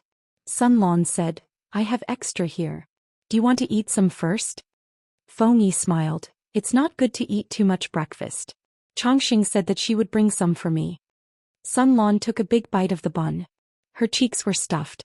She was a little full before she swallowed. How could she not be full after being forced to eat dog food? "Wrongly, I heard a rumor. Do you want to hear it?" Feng Yi didn't eat, so Sun Lan drank the meat buns and a whole pot of broth. The warm meat buns and broth filled Sun Lan's stomach, and at the same time, made him feel a comfortable warmth spread from inside his body. It was very comfortable. What news? Sun Lan was not a gossipy person. The gossip that he was talking about was definitely not about the Dong or Li family. It was most likely serious news. "I heard that the Jinlin Academy has undergone a major change," Sun Lan said. "I don't know the details yet." Feng Yi frowned slightly. Was it related to the great changes in the Jinlin Academy? Why didn't he receive any news? Her father hadn't mentioned anything about it, so where did Sun Lan hear this news from? Sun Lan said, "Didn't I collect homework from my classmates and send it to the teachers a few days ago? Master Yuanjing happened to be there too. He said something to the teachers and asked them to speed up the assessment of the students and teach more practical things. He said that something big would happen in the academy next year." When he went over, Master Yuanjing and the others were almost done talking. He only heard the end of it. No matter what the change was, as a student of the Jinlin Academy, this news was also related to them, so they had to pay attention. Sun Lan said, "Grandpa isn't in Wanzhou and I don't have any elders to talk to. I don't have any connections to ask for information." Feng Yi understood what Sun Lan meant. He said, "After school today I'll ask my father about it." Her father, Feng Zhen, was one of the Lord's important officials. If there was a major change in the Jinlin Academy, there was no reason that he didn't know anything. The two talked for a while. The sky outside gradually brightened, and students arrived at the classroom one after another. They greeted each other in 2s and 3s, took out their books, sat in their seats and began their morning reading. The Jinlin Academy had a strict schedule. Regardless of spring, summer, autumn or winter, the students always entered at the beginning of the day and left at the end of the day. During this period there was more than an hour for the students to have lunch. In the afternoon the students entered at the beginning of the day and left at the end of the day. Winter came and went and there was no exception. The teachers arrived a little later than the students, but not too late. However, it was a little strange today. The morning reading was almost over, but the teacher on duty hadn't arrived yet. Gradually, a few students couldn't sit still. They wondered why the teacher was late and couldn't focus on their books. Could it be that Teacher Nia is sick? The teacher who was teaching them was Master Yuanjing's son-in-law. His surname was Nia, his name was Sun, and his courtesy name was Qingyan. He used to be Huang Song's strategist. After Huang Song was defeated, Nia Sun was captured and surrendered. However, he gave up on being an official and turned to education. All these years he had been helping his father-in-law, Master Yuanjing. After a few years, this extremely good-looking teacher, Nia Sun, had become the most handsome and popular teacher in the Jinlin Academy. In addition to Nia Sun, there was another popular teacher. That teacher was called Qing Jing, and it was said that he was also Master Yuanjing's disciple. However, compared to Nia Sun's outstanding appearance and gentle temperament, Qing Jing was quite strict and unapproachable. Under normal circumstances, No one dared to provoke Qingjing. If a student made a mistake in Qingjing's hands, they wouldn't be able to get away with it. Therefore, the senior students were more concerned about Niesun. If it was Qingjing's turn to be on duty and didn't come today, not only would the students be worried, but they would also secretly feel lucky. It can't be. Yesterday I saw the teacher coming back from the girls' class. I greeted him on the way and he seemed to be in good spirits. Being sick isn't something that accumulates over time. Maybe he didn't sleep well last night and caught a cold? The morning reading was almost over, and the students had the guts to gossip in low voices. While they were talking, the students sitting by the window saw a familiar figure and quickly gestured for the students who were talking to shut up. When Niesun came over, the students who were whispering were already sitting upright and still, holding the books they had copied by themselves and muttering. No one dared to ask why Niesun was late. Niesun explained himself first. He wasn't late. He just went to the girls' class to inform them of something. Now it was his turn to teach class A. When Niesun spoke, everyone tacitly stopped the morning reading. More than 50 pairs of eyes looked at Niesun. Niesun's voice wasn't loud, but the students in the classroom could hear him clearly. In order for all the students to hear what the teacher said clearly, the students' seats were arranged in a circle, with a total of 3 circles inside and outside. The teacher was teaching at the podium in the middle. Only some special classes would change the arrangement. What I'm going to say next will affect your future. You all need to listen carefully. When Niesun said this, the expressions of many students changed. They were very nervous, but Niesun didn't give them any time to digest. He said directly, after careful discussion by Duke Lanting and a few great scholars of the Academy, they all agreed that the Academy can no longer teach you anything more. What? Chapter 1753. Among you, more than 90% of you are the first batch of students accepted when the Academy was established. You have been studying for 12 years. Life is but 100 years and you have already spent more than 10% of it in the Academy. Niesun repeated what he had said several times. His eyes swept across the faces of the young people below, and his lips curled into a faint smile. In life, what we seek is nothing more than fame and fortune. You have studied hard for so many years and it is finally time to show your ambition. Leave the Academy, there is a wider world. At this time, there was no concept of graduation. Even the aristocratic families couldn't provide more than 10 years of such high-quality and systematic education for their children. Basically, they had to learn as long as they lived. But the Golden Scale Academy was established by Jiang. In order to save teaching resources and reduce the teacher's burden, the senior students who had learned well should get lost. No, they should come out and work for her. Otherwise, what was the point of cultivating them for so many years? The senior students graduated from the Academy, and the first-grade students took their place. In this way, the leeks could be harvested batch after batch, growing and multiplying endlessly. If the students wanted to further their studies, they could borrow other books from the Golden Scale Pavilion. The headmaster of the Academy could not teach them for a lifetime. This news was like a bolt from the blue to most of the students. They were used to studying in the Academy and were not ready to leave. Niesun told Jiang. Ji meant that graduation was not to drive the students out of the Academy, but to end this stage of study after they had completed their studies in the Academy and met the requirements. At the same time, graduation also meant that their years of study were recognized by the Academy and the famous scholars. They were qualified to use this as capital to promote themselves, and even be recruited by the Lanting Duke. When this news came out, the students' depression, worry, and confusion were swept away. They became high-spirited and excited. Conquer them. Enter officialdom. Didn't they study hard for so many years just to change their original fate? These students were the first batch of students in the Golden Scale Academy. There were 100 male students and 100 female students. Including Feng Yi and some other students who got into the class through connections, there were no more than 210 students in this batch. This batch of students were the orphans of fallen soldiers. To put it bluntly, they were common people. Common people were qualified to study for 12 years and also qualified to be recruited. It was almost an opportunity to change 18 generations of ancestors. For a moment, all the students were eager to try. They were excited and thought that everyone would be conquered. Ji Yunshu had invested 12 years of manpower, resources, and financial resources. How could she waste them? In the end, Niesun's next words sent them from the heaven of excitement into the world of confusion. Those who do not pass the graduation examination will either leave the academy or stay back for a year and continue to participate in the examination with the students of the next level. Everyone, what? There's a test for graduation? Nyesun said. The graduation assessment is to test the results of your studies in the academy these years. When you graduate from the academy will keep the files of your studies in the academy forever. No matter where you go in the future, you will be a student of the Golden Scale Academy. Each of you represents the academy and is the face of the academy. The academy will not allow students who fail in their studies to go out and ruin the good reputation it has accumulated over the years. Therefore, a graduation test was set up. Only those who passed the test with outstanding results would have the right to graduate and leave. In the future you will pay. No matter if you are an official, a teacher, or living in a corner, you have to be careful with your words and actions. You can't discredit the academy. He spoke very sternly. The students could feel the power coming from his body and subconsciously became more obedient.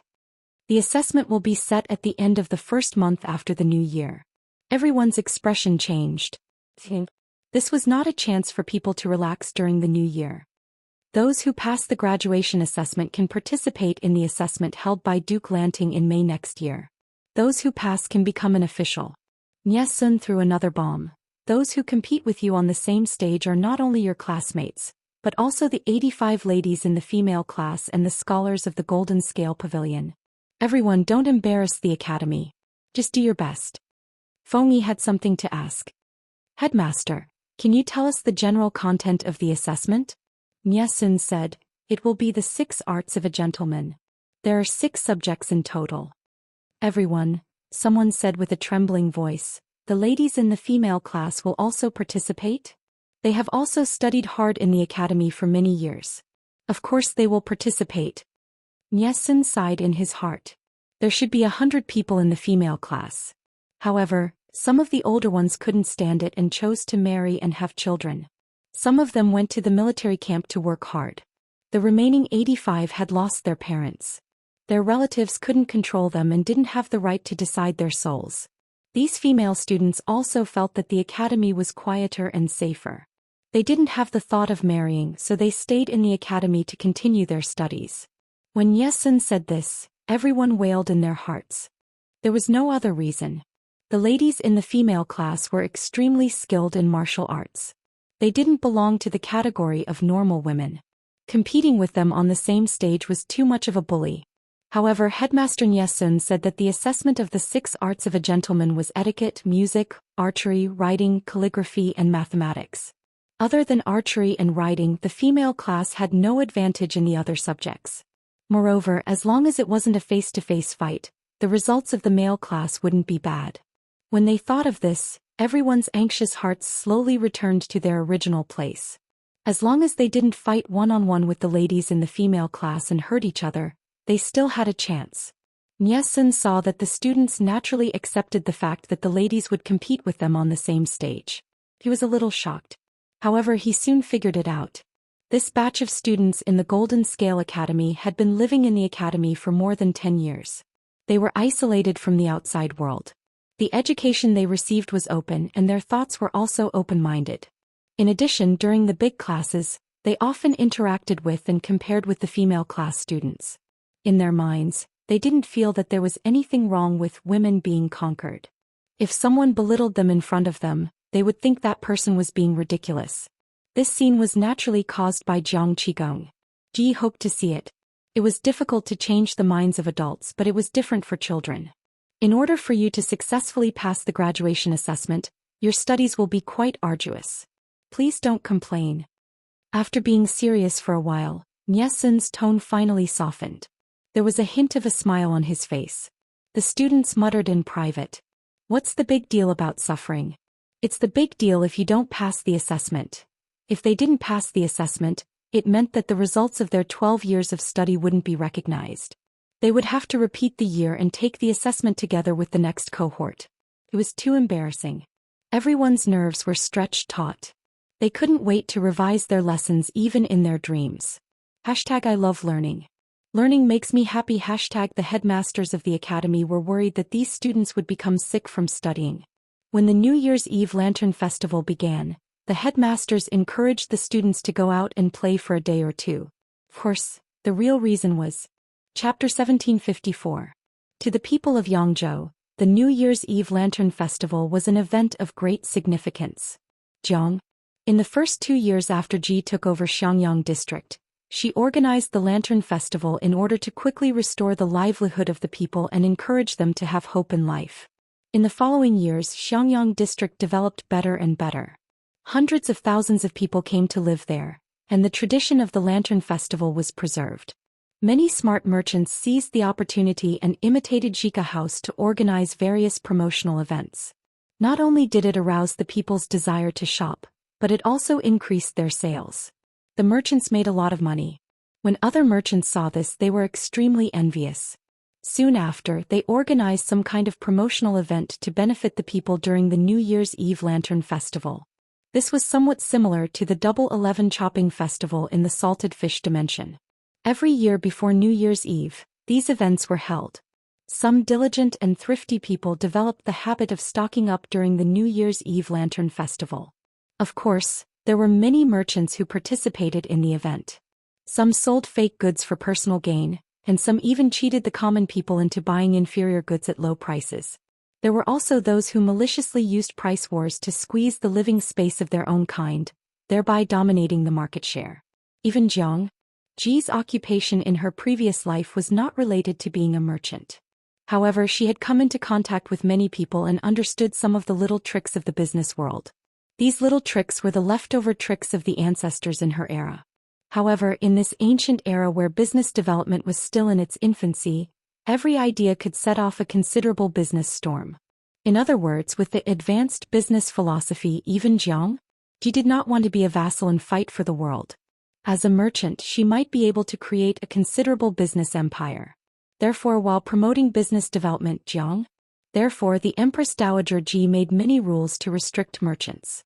Many of the regulations were inexplicable to the current merchants. However, over time, as Xiangyang district flourished and its economy far exceeded that of ordinary states, some merchants who had been doing business for a long time figured out some clues. They increasingly felt that the Duke of Lanting was unfathomable. Taking one step at a time was not scary. What was scary was taking 10 steps at a time. They could not afford to offend such a big boss. Time to slip away. Out of fear, they repeatedly restrained themselves and the shops under their name, not daring to overstep the boundaries. Others were not as clear-headed as them.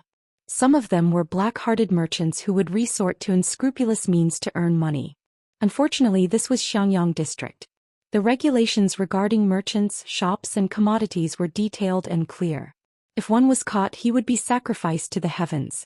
There was basically no hope for him to make a comeback. Once they crossed the line, not only would they face a heavy fine and a year in prison, but they would also be banished from Xiangyang City. Their businesses would no longer be able to do business in Xiangyang City. For merchants, it wasn't a big deal if they could use money to avert disaster.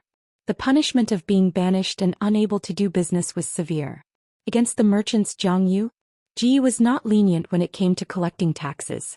Of course, merchants could also think of ways to evade taxes, but once they were caught, they would not be able to bear the consequences. Even so, there were still countless businessmen who racked their brains to rent shops in Xiangyang City Market. There were many people and business opportunities in Elephant Sun City. The business environment was good and stable, so there was no need to worry about being robbed by bandits. In the past few years there had been chaos and chaos. The feudal lords and tyrants had imposed exorbitant taxes and levies, and there were even cases of coercion and robbery. As a result, some merchants had gone bankrupt and were unable to continue their business. Even if there were no feudal lords or tyrants, there were bandits and gangsters. Any shop that wanted to do business would have to pay a high protection fee. Not handing it over? Then they would rush forward and loot all the shops. In comparison, Xiangyang City was a paradise for the merchants. Every New Year's Eve Lantern Festival was their carnival. Some merchants from other places also wanted to come and join in the fun. They booked temporary stalls 1 or 2 months in advance and brought their goods over to sell. They came in high spirits and returned in high spirits. While the merchants were happy, some of the scholars and minor landowning families were unhappy. Scholars, farmers, merchants were at the bottom. The Lord of Lanting did not respect the scholars, but instead took care of the merchants. Was there something wrong with his brain? That was what he thought, but he didn't dare to say it out loud. After all, this was Ji's old nest, her home field. The last person who dared to insult Jiang in public? Those who badmouthed Ji were beaten up by her brainless fans on the way home. The most annoying thing about this person was that after he was beaten, he didn't reflect on himself and instead went to report it to the authorities. In the end, the authorities asked about the whole story and generously gave out 7 days' worth of prison meals. For a large clan like the Feng clan, they were very smart and knew how to protect themselves. Why would they rush to make such a stupid statement? Not only did he not oppose Jiang, instead Ji found ways to express her goodwill and earned a lot of benefits from it. For example, the clan leader of the Feng clan. The current clan leader of the Feng clan was Feng Xiu, Feng Jin's eldest brother. He used Feng Jin's connections to cut the queue and rented a few of the best shops in the market. The business scope was very wide. At this time, Feng Jin realized that his clan also had a lot of business. Feng Xiu? He couldn't help but complain, "Do you think you grew up eating wind and drinking dew?" There were so many people in the main and side branches of the Feng clan. Even if the clan's resources were tilted to the main branch, the large number of side branches also had a lot of expenses. Their living expenses were not bad, but studying and learning to write were the ones that burned money. All of these needed money. Because of the unregulated business in this era, coupled with the influence of the chain of contempt, the landowning families had shops under their names, but most of them followed the rules. Most of their income still depended on the land. They spent a lot of effort to acquire land because there was money to be made in it. Under the constraints of the family tradition, the Feng clan didn't act so arrogantly, but they still had a lot of land under their name, many of which were accumulated by their ancestors. But what about their second brother in Jiang? Ji was bound to them, and the latter had been suppressing the landowning families. If it was in the past, they could probably kill them by gathering the power of the landowning families. Now they were getting stronger and the landowning families were being weakened. Feng? The eldest brother frowned and realized that things weren't so simple. He discussed with his father, Feng Rin, in private. He didn't know what they said, but they sold a part of the land at a friendship price. This part of the land eventually went to Jiang. Ji's hands were full of fertile land. To return a plum with a peach, they relied on this favor. They also got a shop in a prime location in the market from Feng Jin at a low price. The Feng clan used to have some shops, but the profit was very low. It was not as much as the income from the land, let alone stable. They studied the market and made adjustments. In addition, they sold a part of the land to Jiang, Ji's favor, in exchange for preferential treatment. The business was booming, and in the end they even opened their business to the counties around Xiangyang. The annual income was actually several times the dividends from the land. Well, this business was not a loss. Feng Jin was speechless. Since his eldest brother took over the position of the clan leader, he seemed to have opened the door to a strange world. "Huaizhang, are you still not done?" Madam's gentle voice came from outside the house. Feng. He responded, "Yes, I'm coming." Feng. 4 years after he separated from his first wife, Madame Du, he only remarried when his 2 legitimate sons reached the age of understanding. He didn't have any resistance towards remarrying. The legitimate sons needed a mother to teach them, and the Feng clan also needed a matron. After a failed marriage and a hysterical wife, he didn't have high expectations for his second wife. Instead, he was full of surprises. Chapter 1755. Why are you dressed so plainly today? Feng Gui came out and saw his wife's light makeup. He was not used to it. The culture in Elephant Sun City was very open. Women's makeup was bright and bright. In recent years, there had been great improvements in the dyeing of fabrics. Bright red and purple colors were no longer something that only wealthy families could afford. Walking on the street, the women's clothes were colorful. Among the shops under the Feng family, those that dealt with women and children were the most profitable. Feng Gui was not a pedantic person. Bright colors were the trend now. Naturally, he would not stop his wife from pursuing the trend. But, ever since she married into the family, she had been cautious. Her jewelry, makeup and clothes were all plain and old-fashioned. It was fine on a normal day, but it was bustling outside today. It was only right for her to dress up in a festive manner. Feng Gui sent his wife a lot of jewelry and makeup. Unfortunately, she only used them in her room and refused to see anyone. His wife smiled. It's not good to dress too brightly. I'm worried that people will gossip. Feng Gue replied, "What's there to gossip about?" His wife smiled and did not speak.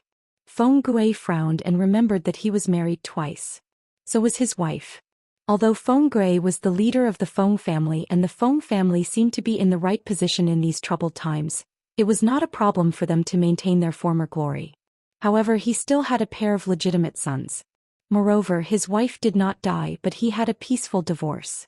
His biological mother was still alive. With such conditions, even with the halo of his family background, he did not fare well in the marriage market of the aristocratic families. The aristocratic families disdained marrying their legitimate daughters. Even if Feng Gue was clean and had no concubines and his personal conditions were not bad, his daughter would be the mother of his second child. In the future, when they had children, they would have 3 legitimate sons. If they did not inherit the family name, they would be at a disadvantage. Small families would like to have a piece of this pie, but the Feng matriarch had high standards. They could not match up to him. In the end, old Madame Feng's hair was about to turn white from worry.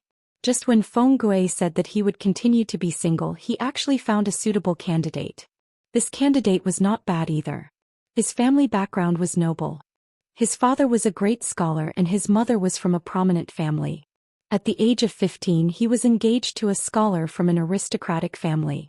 That's right, Feng Gue knew this scholar. They had been friends since a long time ago. When the scholar got married, Feng Gue had even sent him a congratulatory gift. Unfortunately, this guy was a short-lived ghost. After getting married for less than a month, he wanted to have fun. When he went out for a horse race, he was thrown off his horse and trampled to death. He left behind his beautiful but childless wife as a widow. At that time, the 4 self-accomplishment classics for women was in vogue. She was forced to return to her parents' home because of rumors of her husband's curse. Feng Gue had even gone to the scholar's funeral to offer his condolences and lamented for a few days. He did not expect that after a few years he would marry his wife. Smiley face. Angle. No matter what, Feng Gue really liked this madam, especially when he had his first wife as a comparison. What's there to be afraid of? Don't tell me they'll gossip in front of you. I'm afraid they don't know how to spell the word death, said Feng Gue. A few days ago, didn't your mansion purchase a new batch of winter clothes? I think that primrose color is not bad. I remember that you also made 2 new headwear. After all, she was the matriarch of the Feng family. Her wealth couldn't be summed up with the words, having a mine at home. How could she dress as shabbily as a small family? The madam looked at Feng Gue helplessly. In the end, she couldn't argue with him. She went back and changed her clothes. She also changed her makeup. It had to be said that the fresh colors and bright makeup had a great visual impact. Just by standing there, she was eye-catching. While Feng Gue waited for his wife, he played mahjong with his 2 sons. He couldn't help but blame Lanting Gong Jiangpingji. She had too many playthings. Speaking of which, wasn't she fighting a war outside? How did she have the time to do these things? Perhaps Feng Gui's wife had been a widow for too long. She couldn't get used to such bright colors, especially when people were looking at her. However, when she saw that the women on the streets were dressed more brightly than her nervousness gradually dissipated. The New Year's Eve Lantern Festival was held in the largest markets and business districts in Xianxia district. Every year, red lanterns would be hung high in front of every house. The street lights were bright and people were weaving in and out. Other than the usual activities such as guessing lantern riddles and drawing colorful lanterns, there were also a variety of new entertainment activities. For example, the official theatrical troupe would put on a stage to perform on that day. Basically, they were all popular and festive plays. One could watch them with a cheap ticket. Of course, the Lantern Festival also included eating and drinking. Under the leadership of Jiang Pingji, the unreliable feudal lord, Xiangyang district was very enthusiastic about the development of delicacies. Although there were some dark dishes, most of them were delicious. They were easy and quick to prepare and were very suitable for roadside stalls. How attractive would the New Year's Eve Lantern Festival be? Along the way, Feng Gue saw many familiar faces. These people were the ones who criticized Jiang Pingji the most. Yesterday, one of them even criticized Jiang Pingji for placing too much emphasis on merchants and putting the cart before the horse. However, although their mouths weren't honest, their bodies were quite honest. Feng Gue greeted the other party from a distance. The other party smiled awkwardly but politely. Even the gentry would come out to join in the fun, not to mention the other commoners. Feng Gui wouldn't imitate the commoners and eat while walking, but he still bought some and found a nearby private room to slowly enjoy his meal. Uncle. Auntie. Feng Gui had just entered the inn with his wife and servants when he heard Chongqing's call. Turning his head to look, he saw his second brother Fengyi standing beside Chongqing. There were also a few other youths who looked either familiar or unfamiliar. Based on their temperament, most likely they weren't commoners. They were probably classmates who were on good terms with the academy. Chongqing whispered something to the others and brought Fengyi forward to greet them. "Why don't I see my two cousins?" Feng Gui replied, "They're getting old, how can they still be restrained?" They accepted a friend's invitation to go out and have fun. Although his two sons had been led astray by his first wife, Feng Gui brought them up personally and then threw them into the Golden Scale Academy to train them. In the end, he managed to turn them around. The trauma of their childhood didn't seem to have left any lasting effects on them. Now that they stood out, they were the standard descendants of the Feng family. Feng Gui also heard that his two sons had stayed up all night fighting for the Golden Scale Academy's graduation examination. He felt very gratified. Striking a balance between work and rest was the right way. They had studied too hard recently. Taking advantage of the festival, they should go out and meet their friends and relax a little. Of course, the real reason wasn't known to outsiders. Feng Gui felt that his wife was still young. If he brought his sons out, he was afraid that others would misunderstand as a father bringing his son and daughter-in-law onto faith. "I heard from Brother Rongli that my two cousins have been very tired recently. Uncle should talk to them and tell them not to push themselves too hard." Feng Gui's two sons' talents could only be considered average. They were also the oldest in their cohort, so naturally they were under a lot of pressure. If they were to be held back, where would the Feng family's reputation go? Feng Gui nodded in agreement. The Feng family had always been like this. When they were young, they held on tightly. When they grew up, they basically didn't care. Otherwise, there wouldn't be such a weirdo like Feng Ju. His own sons. He really should show more concern for them. After chatting idly for a while, Feng Gui let Chongqing go out and have fun. With an elder by her side, the youngsters wouldn't be able to enjoy themselves. Today was a suitable day to bump into acquaintances. Feng Gui had just started criticizing his third brother Feng Ju when he went upstairs. He saw him. Feng Ju and his second brother Feng Jin were staring at each other. Chapter 1756. Feng Gui's words were not an exaggeration. Feng Ju seemed to have been avoiding his two elder brothers for the past few years. As long as it was an occasion where Feng Gui and Feng Jin were present, this fellow would never appear. There were some situations where he really couldn't avoid them, so he simply used the excuse of visiting friends and relatives, or simply claimed to be ill and stayed at home. Feng Gui felt that it was pointless. What was the point of the three brothers quarreling like this? Feng Jin thought so too. Was there any obstacle between brothers that could not be overcome? Besides, it was a chaotic world now. It was already not easy for the three of them to survive. Look at the other brothers, they were basically separated by life and death. He had even crossed the threshold of life and death. Was there any contradiction in this world that was more difficult to cross than the difference between life and death?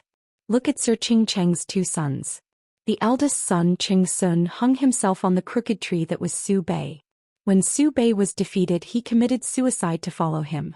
Looking at Wei Si's elder brother Wei Dan, it was said that he treated Wei Si like a brother and a father.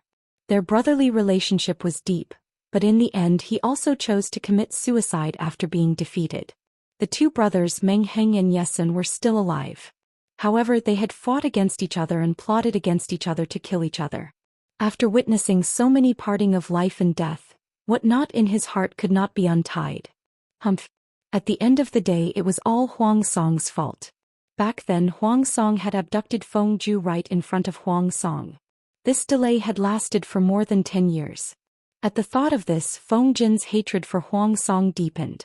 Unfortunately, Huang Song had signed an oath of alliance with Jiang Pingji, which was equivalent to a protective talisman. Feng Jin could not touch him. Feng Ju was still watching from the side. If Feng Jin really made a move, it would be even worse. At the end of the day, Feng Jin had suffered quite a bit because he was afraid of harming the innocent. When Feng Gui came up, Feng Jin and Feng Ju, who had been staring at each other, felt increasingly uncomfortable. It was as if they had not expected to meet under such circumstances. Fortunately, they were still rational. They maintained an awkward but polite smile and stiffly bowed to their elder brother and sister-in-law. Feng Gui coughed lightly. His voice sounded unnatural. Everyone's here today. Indeed, they hadn't even gathered for the new year a few years ago. Feng Gui had thought that they would never see each other again. Did you come out together or did you just happen to bump into each other? Why didn't you bring someone along? What's the point of being alone on such a lively day? The Lunar New Year's Eve Lantern Festival was supposed to be spent with family. If these two left their wives and children at home and went out to enjoy themselves, it would be too much of a jerk. If it weren't for the Feng family's background and the genetic buff with their EQ, they would have been alone forever. Feng Gui chose a mat and sat down. Feng Jin said, Jing Xian has an appointment with sister-in-law. Jin doesn't like crowds, so I'll wait here. Feng Ju nodded in agreement, but his expression was a little stiff. I see. Feng Gui nodded his head. It looked like his two younger brothers weren't hopeless after all. I heard that younger sister-in-law is busy with government affairs and it's rare for her to have a chance to relax. Third sister-in-law, since you're shopping with her, you must enjoy yourself to the fullest. After all, we're family.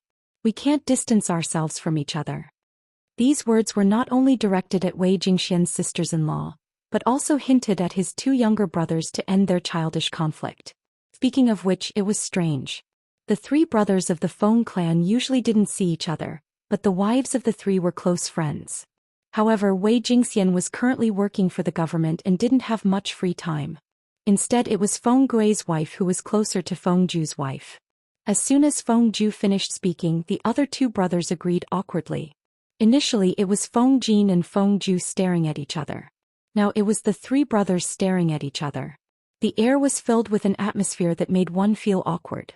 Feng Gui's wife had been able to maintain a warm smile at first, but under the pressure of the three brothers' awkward auras, she gradually lost her smile. Finally, Feng Gui put on the attitude of an older brother and asked about Feng Jin's recent work situation. No matter how awkward the topic was, it was better than the three of them staring at each other in silence. As the saying goes, an older brother is like a father. When Feng Gui was young, he took good care of his younger brother's studies. It was normal for him to be concerned about work when he grew up. Feng Jin's work was naturally smooth sailing. In the years that Jiang Pingji was at the front lines, he had lived a comfortable life. Without his lord, who would occasionally come up with all sorts of weird ideas to torture the people around her, he would secretly laugh in his bed at night. After speaking about Feng Jin, Feng Gui wanted to show some concern for his youngest brother. Feng Ju was the father of two children. Even if it was for the sake of his wife and children, he should reconsider his life. Admittedly, Feng Ju wouldn't starve to death even if he stayed at home. After all, he was still a direct descendant of the Feng family. As his eldest brother, Feng Gui would provide for his family. Even if Feng Gui was unwilling to provide for them, Feng Ju was also a rich man. His private treasury was very rich. It wouldn't be a problem for him to eat and drink until he died. However, Feng Ju was the father of two children. Did he really want to set such a decadent image and role model for his children? Feng Ju was still a dead pig that didn't fear boiling water. His eldest brother's words went in one ear and came out the other. He listened attentively and refused to repent. The more Feng Jin listened, the angrier he got. If not for his good manners, he really wanted to give his younger brother a beating and beat the water out of his brain. What kind of bewitching potion did that scoundrel Huang Song feed his younger brother? Huang Song couldn't even turn over a new leaf, yet Feng Ju still wanted to hang himself from this crooked tree. But the reality was, Feng Gui sighed. There's no one else here today. Huijia, why don't you tell me what you think? Why would you rather waste your time than pull yourself together? Feng Ju said, how can you know the happiness of a fish if you're not a fish? You're not me, how can you know what I'm planning? Feng Gui and Feng Jin stared at their younger brother with a death stare. Such a troublesome younger brother, they should just beat him to death. Feng Jin suppressed his anger. What kind of plans do you have now? Must you learn from Qing Jing and become a teacher in the academy? Is it better to teach and educate people? Although Qing Jing was also unwilling to become an official, he was unwilling to do so for himself and his fellow disciples from the same sect as Langia. He wasn't wasting his time teaching in the academy either.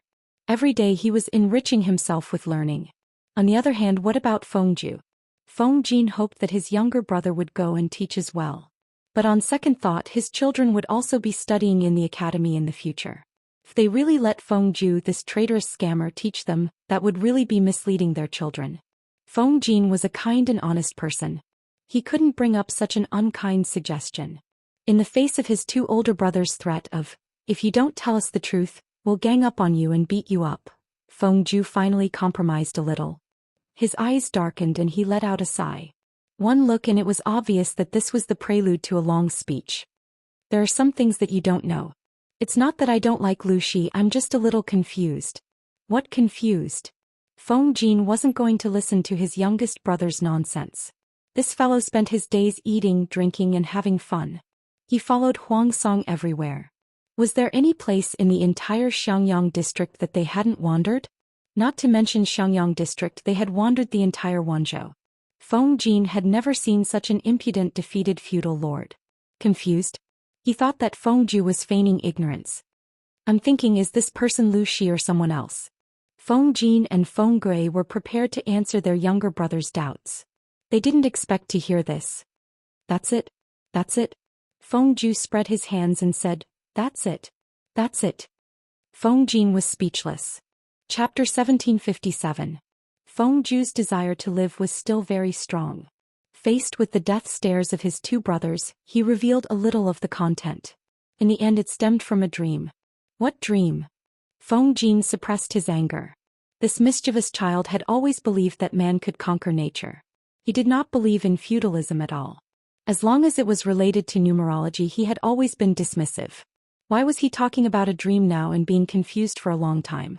Feng Ju said, "A dream related to Lu Shi." Feng Jin held his breath. He was afraid that his brother would say something profane. What good could come from a grown man dreaming of another woman? If it was any other woman, it would not be a problem even if they had a dream. However, it was different when the other party was his lord. It was as serious as the beginning of the investiture of the gods, where King Zhou, or to be precise, Emperor Xinzi wrote obscene poems about Niwa. Of course, since it was a romance, it was a made-up story. Even though it was full of flaws and bugs, the plot was good and the content was novel. Feng Jin was still a fan of the novelist's book. He would always catch up on the latest chapter. King Zhou took liberties with Niwa and destroyed the Shang dynasty. If Feng Ju revealed his dream about Jiang Pingji, the Feng family would probably be devastated. Fortunately, this mischievous child was not so insensible. "Nonsense," Feng Ju said. "It's very strange. The Lu Shi in the dream was not called Lu Shi. Her surname was Jiang and her name was Peng. She was called Pengji." Hearing this beginning, Feng Jin felt a little hopeless. Had her younger brother read too many romance stories in the novelist's novels? What he thought about in the day was what he dreamed about at night. How could he possibly have an earth-shattering romance with goddesses with all kinds of personas? Yes, there were such stories in the market. Even though the goddesses had various personas and there was no innuendo, it could not change the core. The domineering queen fell in love with the stubborn, kind, intelligent and virtuous scholar, Tom Su. Feng Jin still did not understand how this kind of rubbish romance passed through Wei Si's review. Could it be because of resonance? Feng Gui said nonchalantly, "It's just a dream." Feng Ju said, "Was it really a dream? It's too real. Everything I've experienced in my dream is as distant as the clouds in the sky, yet it's within reach." Feng Gui asked, "What's the specific content? Do you want to look for Master Yuanjing to ease your mind?" Feng Ju said, "That Jiang family and the current Lu Shi, their temperaments are similar but also different. Their appearance is similar and their background is the same, but it shouldn't be like this. Even though there are only a few fragmented scenes in the dream, I feel very different." Feng Ju had only had that dream once. Even though it was only once, the details of the dream were deeply engraved in his mind. It was completely different from his usual dreams. It was this uniqueness that caught Feng Ju's attention. He was so bored that he began to analyze the difference between dreams and reality. The more he analyzed, the more confused he became, and the more confused he became, the deeper he sank into the mire. At the same time, he also discovered many things that he had never discovered before. For a period of time, he almost couldn't tell the difference between reality and dream. Before sorting out these messy things, it was impossible for him to become an official, not for anything else, but because he couldn't get over the hurdle in his heart. Even if he did, he didn't know if he had the courage to become an official. In his dream he met Madame Jiang. In a fit of pique, he ran away from home and encountered a predicament. He entered a bandit's lair and met the bandit leader, Madame Jiang. In his dream, Madame Jiang was a bandit and she had the air of a bandit. She often killed people with a sneer. In order to save his life, Feng Zhu could only change his name to Feng San and become her incompetent advisor for a few months under advice. Later in the dream he was quite rational at first. Later he didn't know what was wrong with him. After drinking a few bottles of wine, he heard that the other party was going to do something big and overturn the universe. His blood surged and he shouted that he would use force to cut off the focus of this chaotic world. To sum it up, the two of them drank for a whole night and roared at the moon like crazy people. Oh, that was crazy. From the perspective of a third party, Feng Zhu clearly saw the hidden shrewdness in Madame Zhang's eyes after he changed his name to Feng San in the dream. Wake up, this guy knew Feng Zhu's identity from the beginning and deliberately dragged him into a trap. Because the dream was seriously fragmented, Feng Zhu could only sort out a general direction. They became close friends by chance, but they were destined to go astray. When he saw Madame Jiang wearing the fur coat that represented the emperor and wearing the 12 crowns on her head to ascend to the throne, Feng Zhu could also feel the excitement and joy in his heart. It was as if all the depression that had been squeezed in his chest had been released, and his heart was surging. However, this was not a fairy tale. It was impossible for it to stop abruptly at the most beautiful moment. As Madame Jiang ascended to the throne and took control of the world, the two of them who used to talk about everything still had a disagreement. The source of the disagreement was the Feng family, or rather the topic of scholars and commoners. Looking at himself in the dream, Feng Zhu was a little stunned. It turned out that he also had such a side to him. After some fragmented scenes appeared, Feng Zhu finally understood why he was so protective of the Feng family in the dream. Feng Zhu was the only one left in the direct line of descent of the Feng family. He had no right to be willful and could only carry the entire direct line. For the interests of the Feng family, he argued with the emperor and did things that he once thought he would never do. Gradually, the decades of friendship were exhausted. The Feng family lost 2 elder brothers, and the Feng Zhu in the dream became the person he once hated the most. It was hard to say whether the emperor had let down the Feng Zhu in the dream, or Feng Zhu had gone against the original intentions of the two of them. According to the dream, the cause of the death of the 2 elder brothers seemed to be indirectly related to the emperor and himself. Well, it was probably when they were vying for the throne. This was also the reason why Feng Zhu was unwilling to face his 2 elder brothers all these years. 1 was enough to make him feel guilty, but 2 was simply a critical hit. Feng Jing could not help but complain. You took the dream seriously. Feng Zhu said uncertainly, the dream is too real. Maybe, there really is a past life, this life and karma? According to the fragmented dream, the Jiang family and Lu Shi had a common characteristic. They were not outstanding before the age of 12, but after the age of 12, they amazed the world with a single brilliant feat. Each of them was more troublesome than the other. The Lu Shi he knew was still okay, but the Jiang family in the dream was really out of line. She became a bandit and rose to the throne. She even shot her biological father at the city gate. Yet such a rebellious character. Sigh, it seemed to be more in line with the brat Feng Zhu's taste. Cough cough, this was not the point. The point was that Feng Zhu asked the master if there was a possibility of possession. In the end, the master rolled his eyes at him, pointed to the sky and said, "A noble son has fallen from heaven. Mortals do not speak of heaven's secrets. Be careful not to get yourself into trouble." That meant it was possible. However, there was no proof.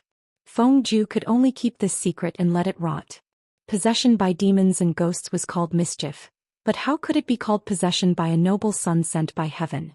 It was King Destiny. Feng Zhu vaguely mentioned the relationship between himself and the Jiang family in the dream. Feng Jing gave him a look. If it was really a past life, wouldn't Feng Zhu be in a hurry to become an official? What are you blabbering about? The two of them continued their predestined relationship. What a good plot in a novel. Feng Zhu could not help but sigh. Lu Shi is not the Jiang family. The Feng Zhu in the dream was the first white moon of the Jiang family. They were fair-weather friends. The Lu Shi in reality? This woman was too sentimental. Chapter 1758. What do you mean by, Lu Shi is not part of the Jiang family? Feng Gui had the illusion that he was going bald from worry. His brother's illness seemed to have worsened. He went straight to the point and asked, Huijie, tell me, what exactly do you think of the Duke of Lanting? Feng Zhu himself could not explain it clearly. Rationally, he was more inclined towards Huang Song. Even if Huang Song had already been defeated and lost his lofty ambitions, he and Feng Zhu had been friends for more than 10 years, and they still maintained contact even now. On the other hand, Feng Zhu was not familiar with the current Duke of Lanting, Lu Shi, let alone his position in Feng Zhu's heart. However, when he recalled that frighteningly realistic dream, the usually decisive Feng Zhu became uncertain again. The Feng Zhu in the dream had initially given his all for the Jiang family. That dedication was even greater than what he felt for the current Huang Song. A ridiculous dream could actually have such a huge impact on Feng Zhu. The Duke of Lanting is naturally good. If he ascends to the throne in the future, he will definitely create an unprecedented prosperous dynasty. As Feng Zhu said this, fragmented scenes from the dream surfaced in his mind. The dynasty under the rule of the Jiang family was indeed very prosperous. The current Duke of Lanting, Lu Shi, would naturally be able to achieve that. However, there are some things that I can't explain clearly. Isn't it not bad now?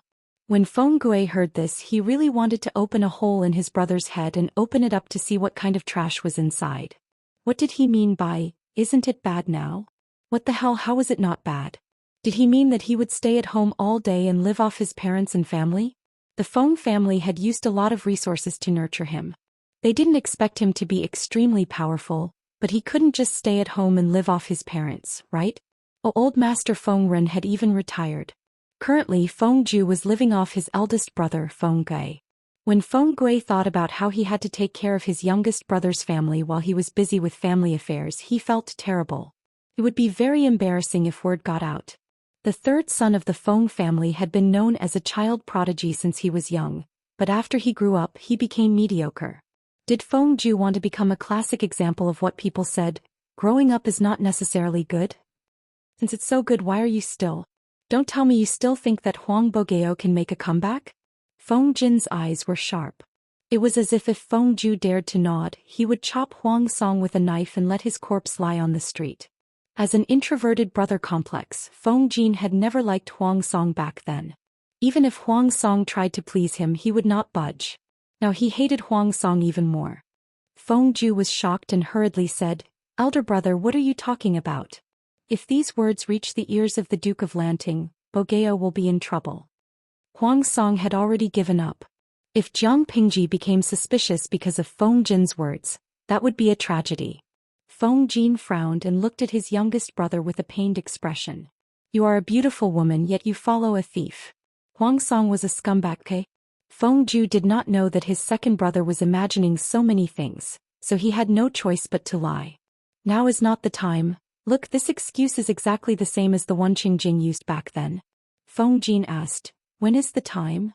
Feng Zhu was quick-witted and immediately thought of a way to cover up the lie. With a solemn expression, he said, "I was unwilling to become an official in the past because of my old friendship with Bogeo. Moreover, I did not have much contact with the Duke of Lanting, so I planned to wait and see.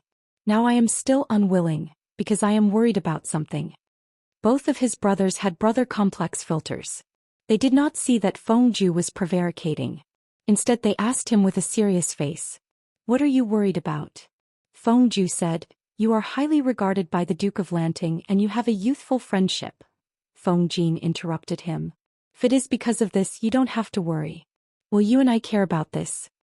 He thought that Feng Zhu said this because he was worried that the two brothers would have a conflict in the future. They were of the same clan and had deep feelings for each other. They should support each other instead of opposing each other. That is not what I mean. I am saying that you are highly regarded by the Duke of Lanting. If he wants to recommend me to become an official, he can do it at any time. There is no hurry. Feng Zhu shook his head and denied Feng Jin's words. He said, "I am worried that the Duke of Lanting's actions in the future will go against the original intentions of the Feng family. If that is the case, when the time comes, it will be too late for you to retreat. Why should I get involved in this mess? It is better to wait and see first. When the situation has stabilized, I will see what her intentions are. I am not in a hurry to become an official." According to the dream fragment, the Feng Zhu in the dream had indeed walked a different path from the emperor. Feng Jin vaguely knew what his younger brother was talking about. He frowned. At this moment Feng Gui spoke. I will take care of the family matters. Why do you need to worry about it? When Feng Gui said this, he exuded the aura of an elder. Not only was he the elder brother of his two younger brothers, he was also their clan leader. How the family would develop in the future and what path to take were Feng Gui's worries. At the moment, it was not his two younger brothers' turn to overstep their bounds. Feng Gui was afraid that if he spoke too harshly, his two younger brothers would misunderstand and become distant from him. He added, "As long as I am around, the Feng family will not make things difficult for you." Unless there was an irreconcilable conflict between the survival of the family and his two younger brothers, Feng Gui would always support his younger brothers in their endeavors. He was the elder brother, the clan leader, and most importantly, their backing. When Feng Ju heard these words, a warm current flowed through his heart. It was as if this promise had transcended the barriers of time and space and was as precious as crossing mountains and rivers. He could not help but think of Feng Ju in his dream. That white-haired Feng Ju had sighed more than once. If his two elder brothers were still alive, they would not have reached this stage. Feng Ju was intelligent, but he was not suited to be the leader of the Shi clan. His personality was also not that sophisticated. He was unable to find a balance between the emperor and the Shi clan. If it had been Feng Gui with this elder brother's temperament and methods, the Feng family would have been able to remain calm regardless of the storm outside. "Big brother." Feng Ju's voice was slightly muffled. That call was dragged out and sounded like he was acting coquettishly. Feng Gui did not fall for this. With a cold expression he asked, "What other concerns do you have? Tell me all at once." Feng Ju, "Wait a minute, now was not the time to be touched. The last one is a little hard to say, it's not convenient to elaborate." Feng Ju revealed a rare look of embarrassment. Feng Gui and Feng Ju's alarm went off. Wait a minute, what the hell was this look of a young man in love? Feng Jin's mind immediately imagined the scene of his younger brother being pressed onto the ground and ravaged by Wuxia while his lord cheered him on from the side. Hence, Feng Jin said very sternly, "Huijie, no matter how willful you are, there is a limit. You have a family, you must not do anything that will ruin the family's reputation."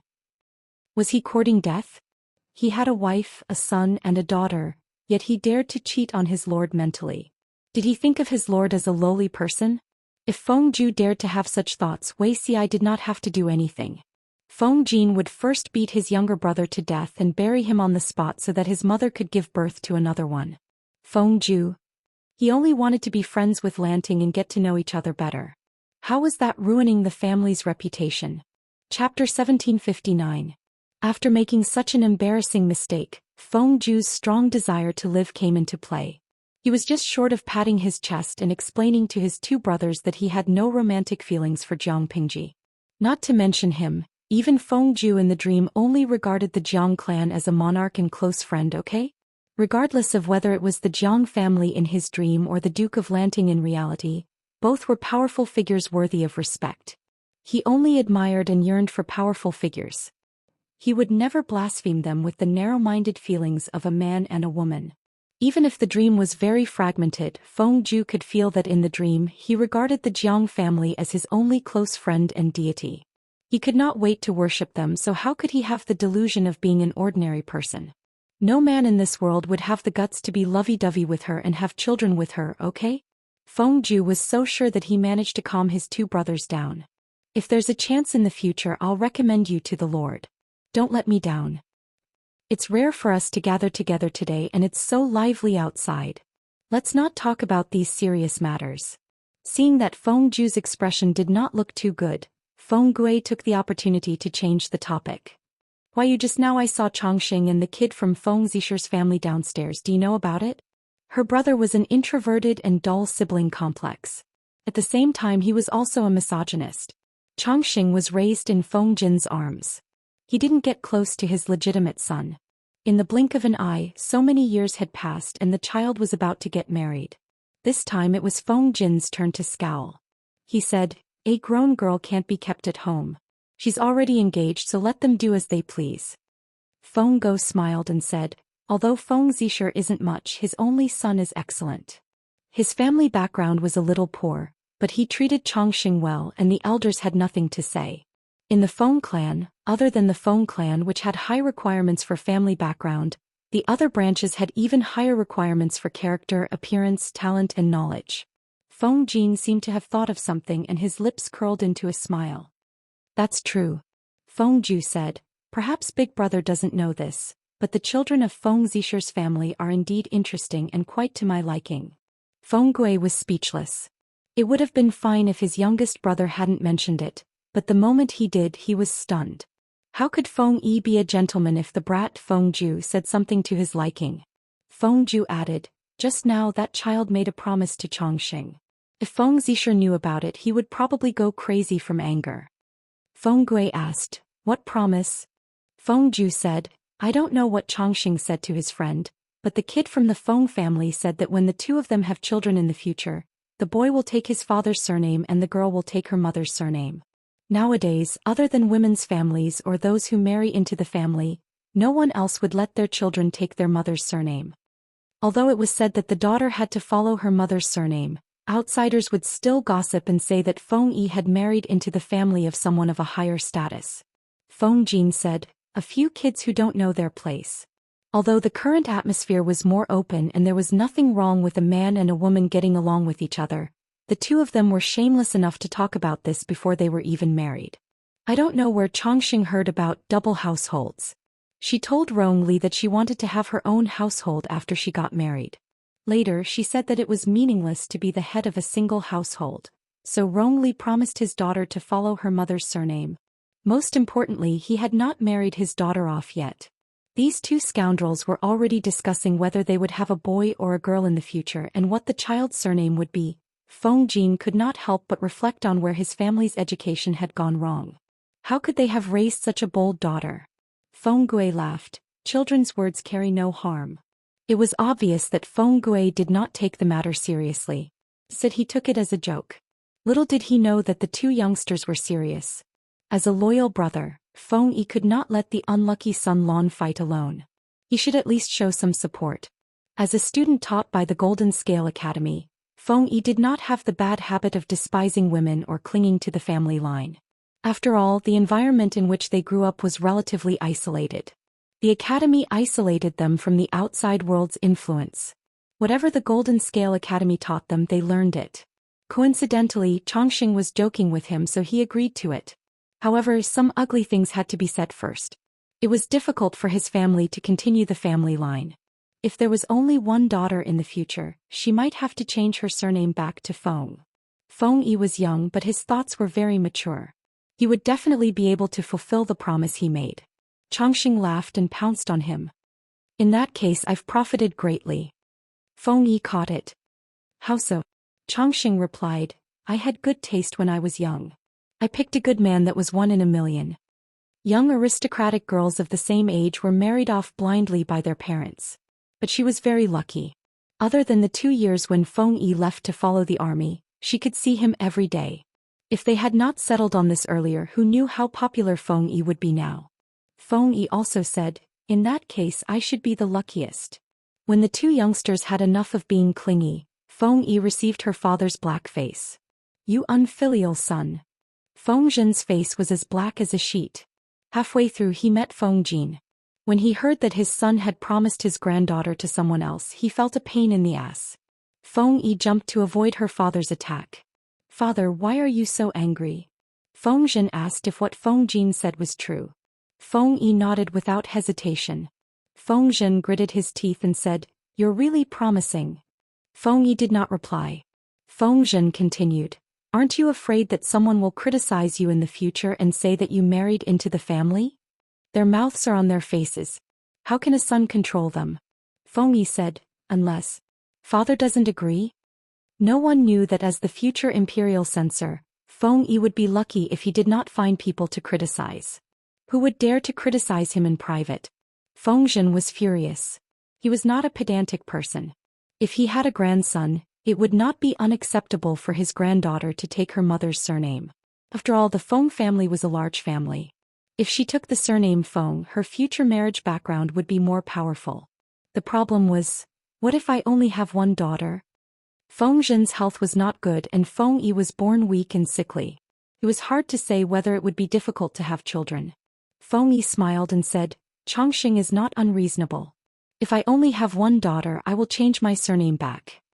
Fengzhen, what were the brains of the youngsters these days thinking? Feng Yi continued. If father is really worried about the family line in 100 years, why not have another child with mother while you're still young? Fengzhen's face darkened. He wanted to punch his own son. How could he tease his father's son like this? How could he have children so easily? How could Feng Yi be the only child? Just as the father and son were stabbing each other's hearts, hurried footsteps came from outside the room. It was Wan Xiao'er's maid. Master Langjun, it's bad. Madam has fainted. Not only that, they also found some brown on Wan Xiao'er's lower body. But according to the time, it was not yet time for her monthly cycle. What? The father and son did not care about anything else. They hurriedly called the doctor over. The doctor's expression was solemn. After feeling the pulse for a long time, he shook his head and changed to another method.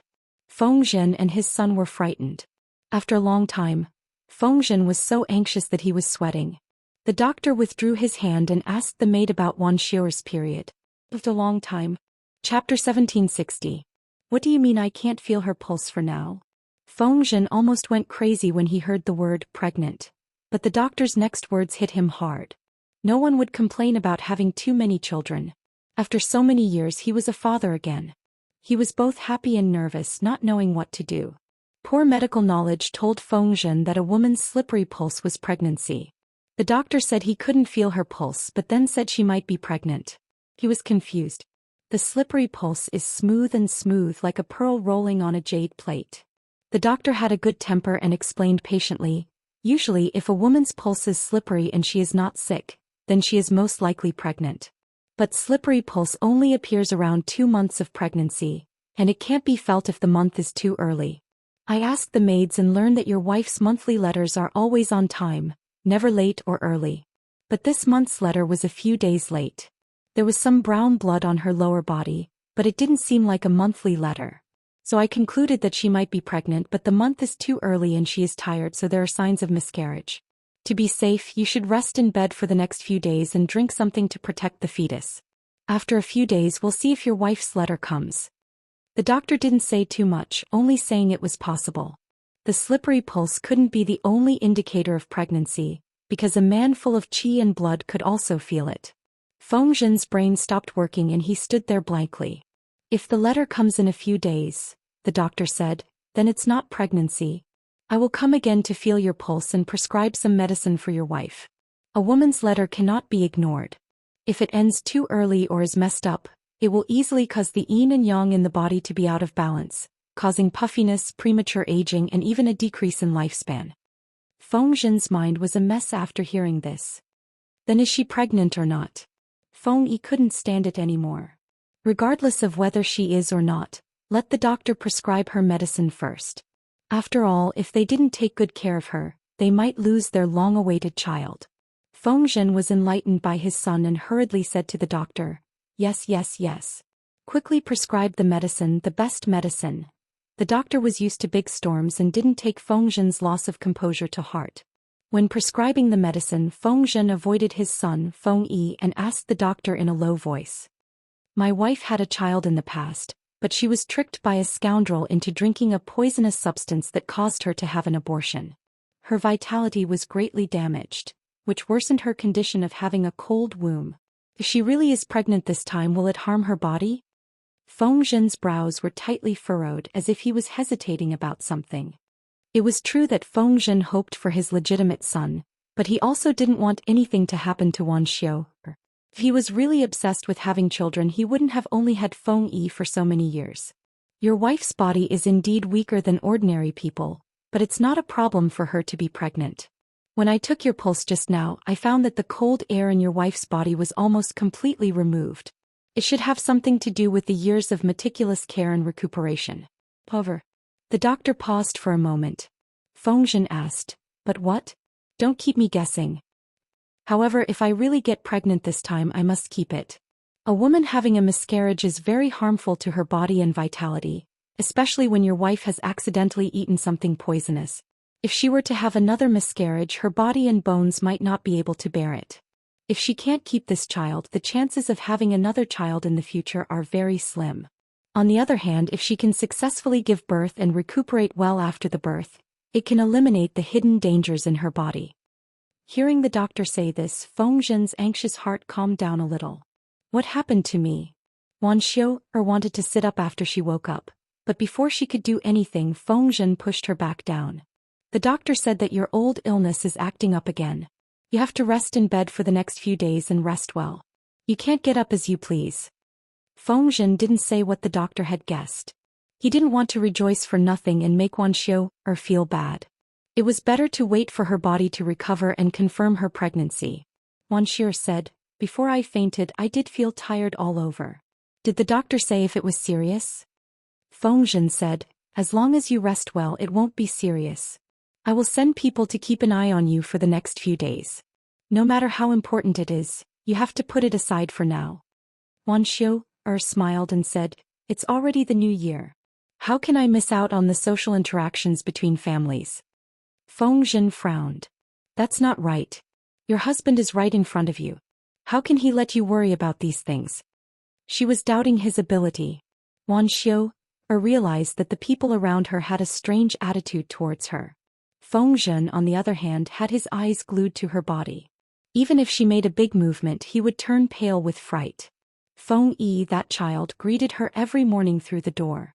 She kept asking about her health, whether she had an appetite today and if there was anything she wanted to eat. Needless to say, the maidservants who served her were even worse. Wuxia was speechless. She seemed to smell a conspiracy. It was as if everyone around her knew a common secret, but she was the only one keeping it from her. Could it be that she had contracted some kind of terminal illness and was about to die? Was that why Feng Zhen and his son were so paranoid? Wuxia lay on the mattress for a few days. Her body felt weak. After a few more days she was finally allowed to sit for a while. Could it be that I really have contracted an incurable disease? Wuxia's heart sank. She never thought that she could be pregnant. The trauma left by that incident was too great. The child she had longed for so long had only been in her belly for 2 months before her birth father forced her to abort her. The doctor told her that it would be difficult for her to have another child in this lifetime. Wuxia tried to nurse her body and tried to give Feng Zhen one, but nothing happened. After the new year, Feng Yi didn't stay at home anymore. She moved to the dormitory in the Golden Scale Academy. Feng Zhen didn't agree. The dormitory in the academy was good for ordinary people, but it couldn't compare to home. Feng Yi smiled and said, son, you have to focus on preparing for the graduation exams. Even if you don't get first place, you have to be in the top 3. That's a double blessing. What double blessing? Of course, it meant that he did well in the exams and his mother's pregnancy was stable. Father, I'll leave mother in your care. Feng Yi was worried. Her father was very attentive to work, but he was careless when it came to family and personal life. When Feng Zhen heard this, he said, a real man must keep his word. If he doesn't do well, he should repent in front of his ancestors. In the past, he only had one precious child. He couldn't hit, punish, or scold him. Now that he had a new successor, he could do whatever he wanted. Before the first month passed, the doctor came again. Feng Zhen's muscles were tense and his forehead was covered in sweat. How is it? The doctor cupped his fists and congratulated. Congratulations, sir. Your wife is already 2 months pregnant. Her pulse is strong and her pregnancy is stable. Feng Zhen was mentally prepared, but he was still overjoyed. Wuxia was dumbfounded. What? She's pregnant? Chapter 1761. Subconsciously, she placed her hand on her flat abdomen. Tears gathered in her eyes and after a while, tears rolled down her cheeks. She had already given up hope. She didn't expect God to give her such a big surprise. My wife. My good wife. Feng Zhen wanted to hug Wuxia, but stopped halfway. He retracted his hand, afraid that he would break this porcelain doll. Feng Yi received the news and rushed back. She didn't see her mother but saw her father sitting in the corridor. I've given up hanshi powder for many years, but now I'm craving it. But I can't touch it, so I got a few jars of wine. Feng Zhen saw his son and pointed at the mat beside him, indicating for him to sit down and drink with him. Son, there's a new heir in the Fengs. Feng Yi smiled. Congratulations, father. Feng Zhen drank the wine and reeked of alcohol. He didn't dare to enter the room and suffocate Wuxia. He could only wait outside, suppressing the joy in his heart. When he spoke, his hands and feet were trembling. It was clear how excited he was. He used both hands to rub his cold face to calm himself down. He slowly descended from the clouds of joy to the earth. After half a jar of wine, Feng Zhen's face was stained with a drunken flush. When I first confirmed that your mother was pregnant, I was ecstatic and relieved at the same time. Feng Zhen's way of educating his son was more modern. It was completely different from the traditional way of education. As a result, he was very close to his son and there was nothing he couldn't say. Father's body looks healthy, but I failed terribly when I was young. If I have a younger brother or sister, I'll have to, Feng Yi said. Father, you're in your prime. It's too early to talk about this. Feng Zhen smiled. It's not early. You're getting married soon. How can I not accept my old age? The father and son were quiet for a while. Feng Zhen suddenly brought up an old story. Do you know about Xianxia powder? Feng Yi nodded. I do. The headmaster of the academy said that this is harmful. Although it can treat cold illnesses, it has a huge side effect. It's not good to use it often. Feng Zhen said, this was once popular among the aristocrats. I was addicted to it for a while but was forced by the Lord to quit. The feeling of quitting Xianxia powder was not good. The process was like thousands of worms biting into the bones. Without perseverance, one wouldn't be able to persevere. Father did. Feng Yi asked, how did father survive? Feng Zhen smiled and said, this is partly due to the Lord's various methods, but it is also due to your efforts. Sons? Feng Zhen said, when I was trying to get rid of the Xianxia powder, I was in so much pain that I wanted to die. There were a few times where I was struggling between illusion and reality. In my days, I even thought that I was using that thing and I was walking on air. Until it seemed to be the butler's voice beside my ear that De Langjun had passed away. The first Langjun had passed away? Feng Yi was surprised. Wasn't he the first Langjun of the Feng mansion? Feng Zhen said. I don't know how much time had passed, but the wonderful taste of the Xianxia powder slowly wore off. When I opened my eyes, I saw that the entire residence was decorated with white mourning clothes. There was a coffin in the mourning hall and you were lying inside. The housekeeper said that first Langjun saw that I was unconscious after taking the Xianxia powder. He mistakenly thought that something had happened and hurriedly went to look for me. However, he accidentally stepped on the green moss and slipped into the pond. After catching a cold, he passed away. That was the most crucial and painful time to abstain from Xianxia powder. Even with Jiang Pingji's help, Feng Zhen still couldn't bear it. He was in so much pain that he couldn't differentiate between reality and illusion. He mistook the hallucination of Feng Yi's death as reality. When he successfully abstained from Xianxia powder and his mind was clear, he then realized that his son was still alive and well. Feng Yi said, isn't your son living well in front of you, father? Feng Zhen smiled and drank a mouthful of wine. He said, yes, in the blink of an eye, the skinny and weak little boy from back then is going to have a family and a career. Feng Yi said, not only can father see your son settle down and start a career, but you also have to plan for your younger brother or sister's marriage in the future. How hard is it to plan? Look around and see which family's boy or girl is suitable and learn from you to abduct one. Look, Feng Zhen didn't have to worry about Feng Yi's marriage. The daughter-in-law he married was the best. This was called capability. He was more capable than his father. Feng Yi smiled and said, what if it's the one who was abducted? Feng Zhen said, remember to support your sister. If anyone dares to bully her, just beat them up. Many years later, when he recalled this conversation, he was slapped in the face. Both of his faces were slapped swollen. Whether it was his future daughter-in-law or his daughter-in-law's mother, not to mention Feng Yi, even Feng Zhen didn't dare to say no in front of them. What a heartless world it is. Hashtag as the saying goes, people are in high spirits when they encounter happy events. Feng Zhen was beaming with joy and was in a good mood the whole day. Has Feng Longzi changed his mind? Su Ku teased. Feng Zhen's recent behavior was getting closer to his future in-law, Feng Jin. He was as gentlemanly as he could be. Feng Zhen smiled and said, you're going to be a father. You should set a good example for your children. Su Ku said, isn't your wife still pregnant? It was too early to set a good example.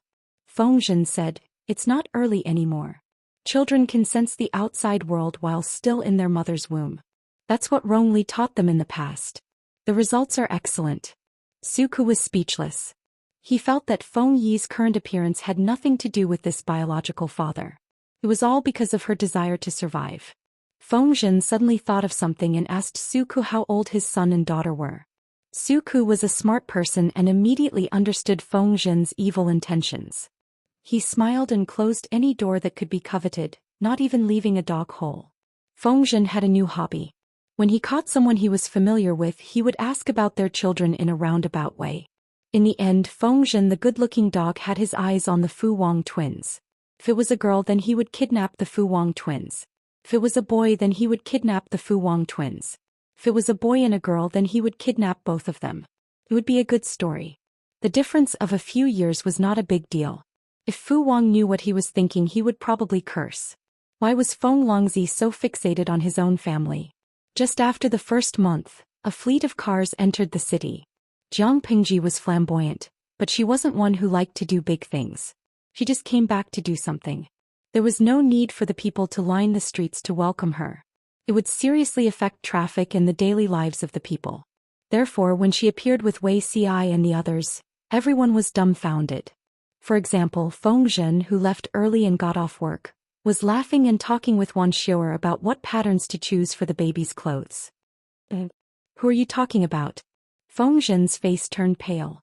The person repeated, "My lord has summoned me urgently." My lord? Wasn't he in Nanshan? Feng Zhen hurriedly got up. In his haste, he almost stepped on the hem of his clothes. Quick, go there immediately. Why did he come back at this time? He just left early to slack off. Wan Xiu'er looked at Feng Zhen, who ran away like a puff of smoke. She sighed in her heart. The maid who was knitting with Wan Xiu'er said, "Why did master leave in such a hurry?" Wan Xiu'er glared at her.